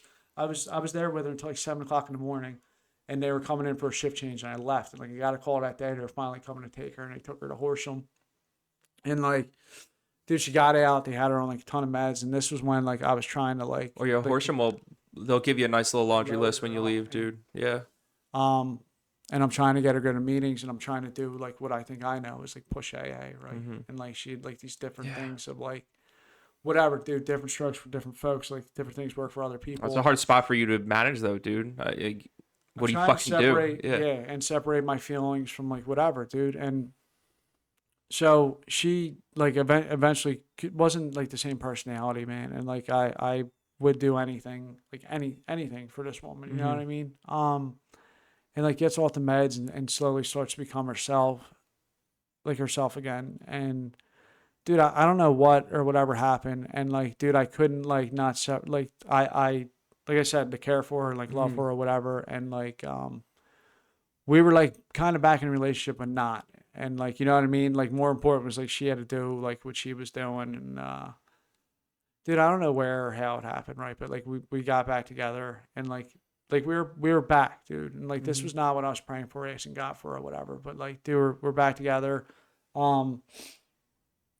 We're like dating a while. She's doing good, and like I'm doing my AA, and like we moved in together, and then like, dude, I had known, I was talking on the phone to my friend Brian. This is before we split, before she had like the mental health stuff come up, and I was like, dude, I was like, I think I'm gonna marry this woman. We'd only been dating like 4 months, right? Sounds insane. But I guess it's like when you know, you know. I mean, full transparency. When I heard that, I was like, I don't. Have they been together for a year? Yeah. And because we had those past experiences in the house. Oh yeah. I was very much worried that you were just kind of repeating. Yeah.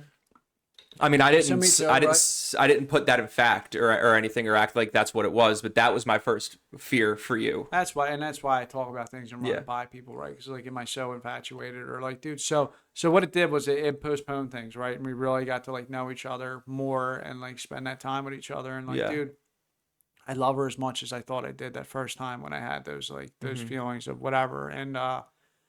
And dude, and again, this is AA, right? And this is sobriety and being able to like, so like, dude, I still have those feelings. I still want to marry her. You know what I mean? Like, lucky for me, she wants the same thing. And I had that, she went, her parents are from, the Bronx, and they live in like North Jersey now. And she went to go to, New York City to see a show with her mom.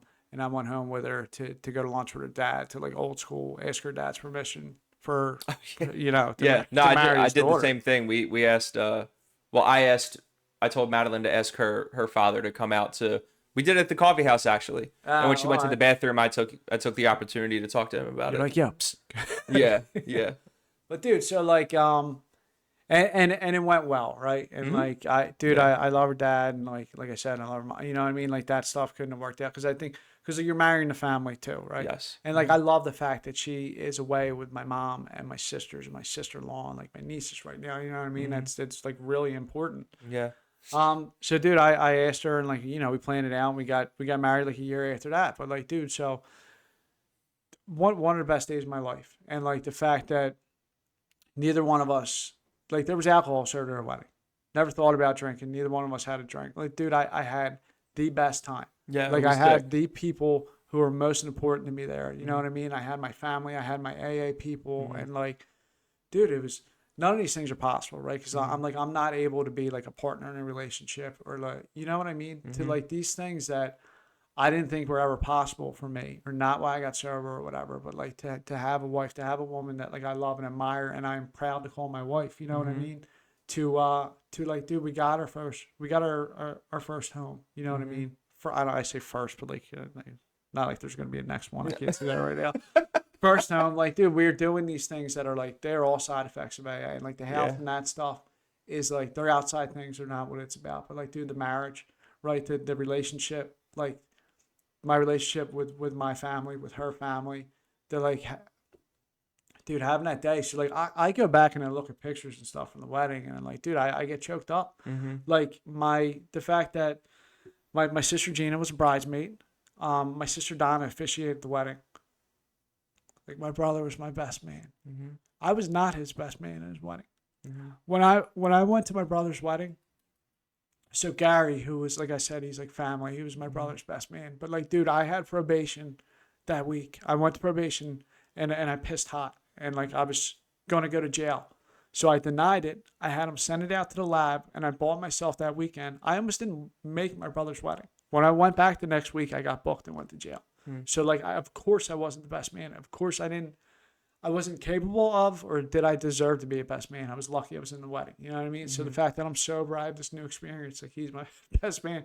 When my nephew turned the corner with the boxes, like he was the ring bearer, dude, I could have lost it right there. You know what I mean? Seeing my nieces come down, being the flower girls. Like, dude, what an experience it was to have all these things happen. Like, dude, to have my parents there and like, I don't think they ever thought that I would be alive this long, let alone like, you know what I mean, be in my wedding. So now the fact that we're trying to start a family and we're doing the IVF stuff and like to be grateful to, not that like we've been having trouble, you know, getting pregnant or whatever, but like even having gratitude for the fact that like there's other options out there that are a way to start a family. You know what I mean?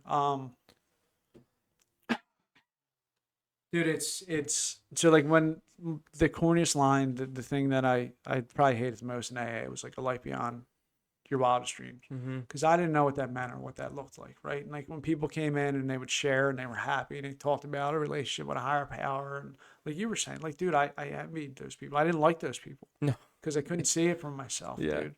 But it's dude, my life today is like my biggest problems are the ones that I create, right? So, and it comes from like other defects, dude. And it comes from fear, and it's like my lack of patience and stuff like that, where it's like, dude, anything I have today is a luxury problem. Not waking up and wanting to kill myself. Like, dude, when you're talking about Bill, right? So like, I've had EMTs and I've had cops and I've had like people revive me and bring me back to life with Narcan. And like, not only was I not grateful, but I would give them shit for it, right? Because it was like, why wouldn't just let me go, dude? You know what I mean? To like, thank God, man. You know what I mean? Now I wake up and I read the daily reflections. I get on my knees and I pray to God. I do the same thing at night and I thank him for another day sober. And like, dude, I mean it today. So like, where Angelo has me reading the daily reflections and I got to write him what it means to me in the morning and write like a synopsis of it, right? And that's like day one kind of stuff where I'm like, dude, there's still so much I don't know about life, about sobriety, and like I still want to have that same willingness that got me to where I'm at in my life. Man. You know what I mean? And try to stay in the middle of this thing. Like, dude, I feel like the God stuff changes for me all the time, right? So like, and I think it should. Yeah. Like different experiences, dude, where I'm like, you know what I mean? Where the prayers change. There's like different ways of saying it. And I don't know if it's just like learning and growing in life in AA, but like, dude, I have more than I ever could have imagined. Like the most important thing to me is like, dude, the relationships that I have with my family that like by all rights, you know what I mean, bridges should have been burned, and like these people, like, dude, my parents, like, people talk about sainthood or whatever, but like, dude, I the shit I did to them, and just if there's any little bit of like the silver lining is that I'm not doing it anymore, right? So every once in a while, my dad will bring stuff up, at least stuff I don't even remember that like I did to him, and I'll feel bad about it. He was like, Whitey, he calls me Whitey, so like that's my nickname growing up. He started calling me it, and he couldn't stop. I think he started as a joke, and I'll be like, Whitey. He's like, none of that matters, man. He's like, it's all worth it. Yeah. You know what I mean? Like, we love you. And I'm like, surprised we got this far into it before you mentioned the Whitey thing. So now I'm back in Delco, and it's it's a lot more whitey because like that was my name around here. South Philly where I got sober, you know what I mean? It was Mike. Yeah. People would be like, dude, my friend It was Mike White. You were a first name, last name yeah. guy. Yeah. They'd be like, who's Mike? Yeah. Yeah, Mike White. It was Mike always White. the first and last name. Yeah. One name, Mike White. To look, dude. So like the relationships with my family, like, dude, that is the stuff I hear like near and dear to my heart, right? That's most important to me. To being able to stay around long enough to like use you as an example, dude, to see other people, to see their lives change and get better and grow and get all these things that like, dude, we deserved all along, right? But like you said earlier, they're not possible for people like us, dude. So like you're getting married in November. Still weird. You know what I mean? Still weird. It's yeah, dude. It's weird. But like, all right, man. So like, dude, I can't help but think like, so it's kind of trippy that like you're at my wedding like in May, right? I'm going to your wedding in like 2 months, if that. To where I would have been if like had I done the same thing that I usually do when I get out of rehab and like go to a recovery house, you know what I mean? And it's like, dude, my absolute answer is I'd be dead without a doubt, like 100%. Oh yeah. I would be dead, and like. And then, like, how much more I would have just continued to hurt my family and all those people around me, and how I would have missed out on all this, dude. So, like, I feel like I've only really, truly experienced life, like, as it should or could be since I've been sober, and I would have missed this whole experience, right? And then it's like, what was it all for? Yeah. It's like, not to get to whatever into it, but like the unknown, dude. Just the every which way my life could have went, where it's like, dude, so that's where, like, when I can say I owe this program my life, right? That like the only reason I'm alive today is my higher power. Like where I would pray to just like, dude, just let me do this and not wake up from it, right? Like I just wanted to, you know what I mean? Shoot enough dope to like let this be it, not wake up. Where like, dude, I can thank God and like I can honestly thank God for waking me up in the morning, and I can ask him to like, dude, just help me get out of the way, kind of stuff. You know what I mean? Because my day goes so much better when I'm able to do that. When I'm not thinking about myself, dude, those are my best days. When I'm able to think of other people and help other people, those are when I have the best days. Yes. Yeah, man. It's crazy, dude. Yeah. It's like, I don't know. Look, I'm going on my honeymoon at the end of next month. Oh, that's right. That's right. Even would have thought the word honeymoon would have... Dude, you know what else? I still feel like I'm lying when I say it. Yeah, or like my wife, dude. Yeah. My father-in-law, my mother-in-law, my sister-in-law, you know what I mean? Yeah. Like things like that, or I don't know, man. And like the fact, so the other side of it too is like the fact that these people who are not like my family that I was born into, but like love me and accept me for going back to those the days from the 98 meeting, dude. Like those guys thinking I was a good enough person, right? To somebody like entrusting me to honor and like cherish their daughter or their sister, you know what I mean? And like be in a position where I'm capable of being like honest and loyal and how I should be in a relationship, dude. Wasn't capable of having a relationship with anybody before. Yeah. Is wild to me, man. And I think it's important that, like, I don't know. So, like, dude, going into this, you know what I mean? Like I said, first thought, like, I don't want to do it. That's uncomfortable. It's scary. I don't blame you. Yeah. Where it's like saying these things out loud, right? So it's like, this is how I find my gratitude. You know what I mean? Just kind of going back and going through it, where it's like, dude, by all rights, and going back to David, like I said, who is a walking inspiration. The fact that guy's walking around after the tragedy that happened to him, but it's like he talks about grace, which is like an undeserved gift. Right. So like going back to the why me and not them kind of thing, where it's like it's undeserved gift. Right. So like in order for me to feel like I deserve this or to keep it or whatever is like by doing the things I don't want to do. It's, you know what I mean? Yeah. Like, all right, dude. So like if this is for someone else or like this, you know what I mean? I'd rather just go F off or like do nothing. You know what I mean? Is I guess how the only kind of way I can kind of feel like to earn it. The least thing I can do to earn it, right, is by doing some stuff for someone else. I guess that makes sense. Makes all the sense in the world, man. And for what it's worth, I mean, I didn't have to push you to talk at all. Like Yeah. you were a natural. And to like put like a whole, I mean, I'll speak more specifically in a second, but like to put like the whole goal of this is to harp on helping people, is to, we get so many tools that that a lot of people need, and a lot of people that already have all of the things that we get, that we're grateful for, because there wasn't a future scene where they existed. And but by going through the process of, how can I frame this? Like, we were dealing with the same thing everybody else is dealing with in some way or another.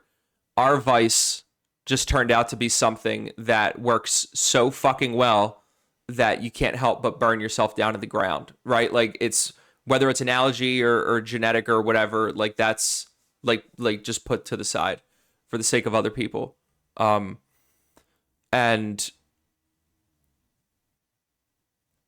but the only way that you get better or free from it is free from trying to find contentment by means of like the external. So like you talked about a lot of the things we always talk about: geographical changes, relationships, and job changes, all these different things. But you did not find any like gratitude or anything worth living for, like all the things you have now, until you dealt with all of that shit that you didn't know was affecting you, like underneath. And like that, I think, is something that everybody needs. That everybody needs to hear.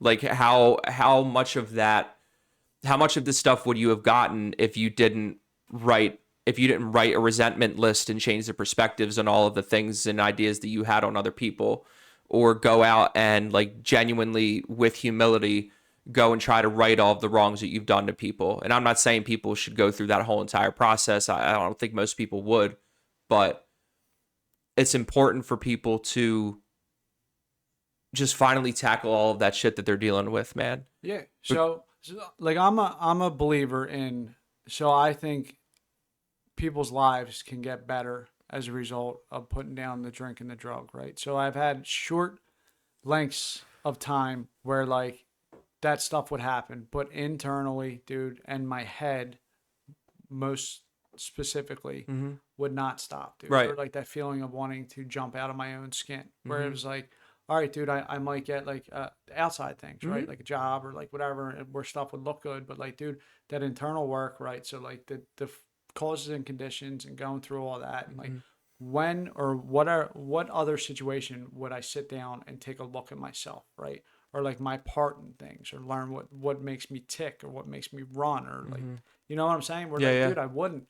And besides AA, like I wouldn't have the drive to do that without that gift of desperation, right? Without like being spiritually dead, without being like, dude, I got like just throwing my hands up, right? Yeah, Like that's what I call it. Everything that I've tried or done, like, dude, I'm just, you know what I mean? I'm out of options. Yeah, and it's like, dude, from the outside looking in, like I've been in worse places, like physically, mentally, you know what I mean? But whatever it was this last time, that like I'll call it God, right? That gave me like the desire or the willingness was like, dude, I had to get there, right? So like I had to try and fail at every other attempt to whatever it was. Not saying it always has to get that way for somebody. People have different bottoms, whatever it is. But it's like, dude, I'm forever grateful for that. You know, you got to go through what you go through. And for, I mean, for what it's worth, there are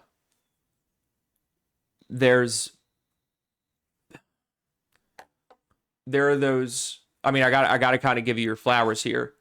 Like there's very few people that you encounter in the rooms that are just so obviously about what the program entails.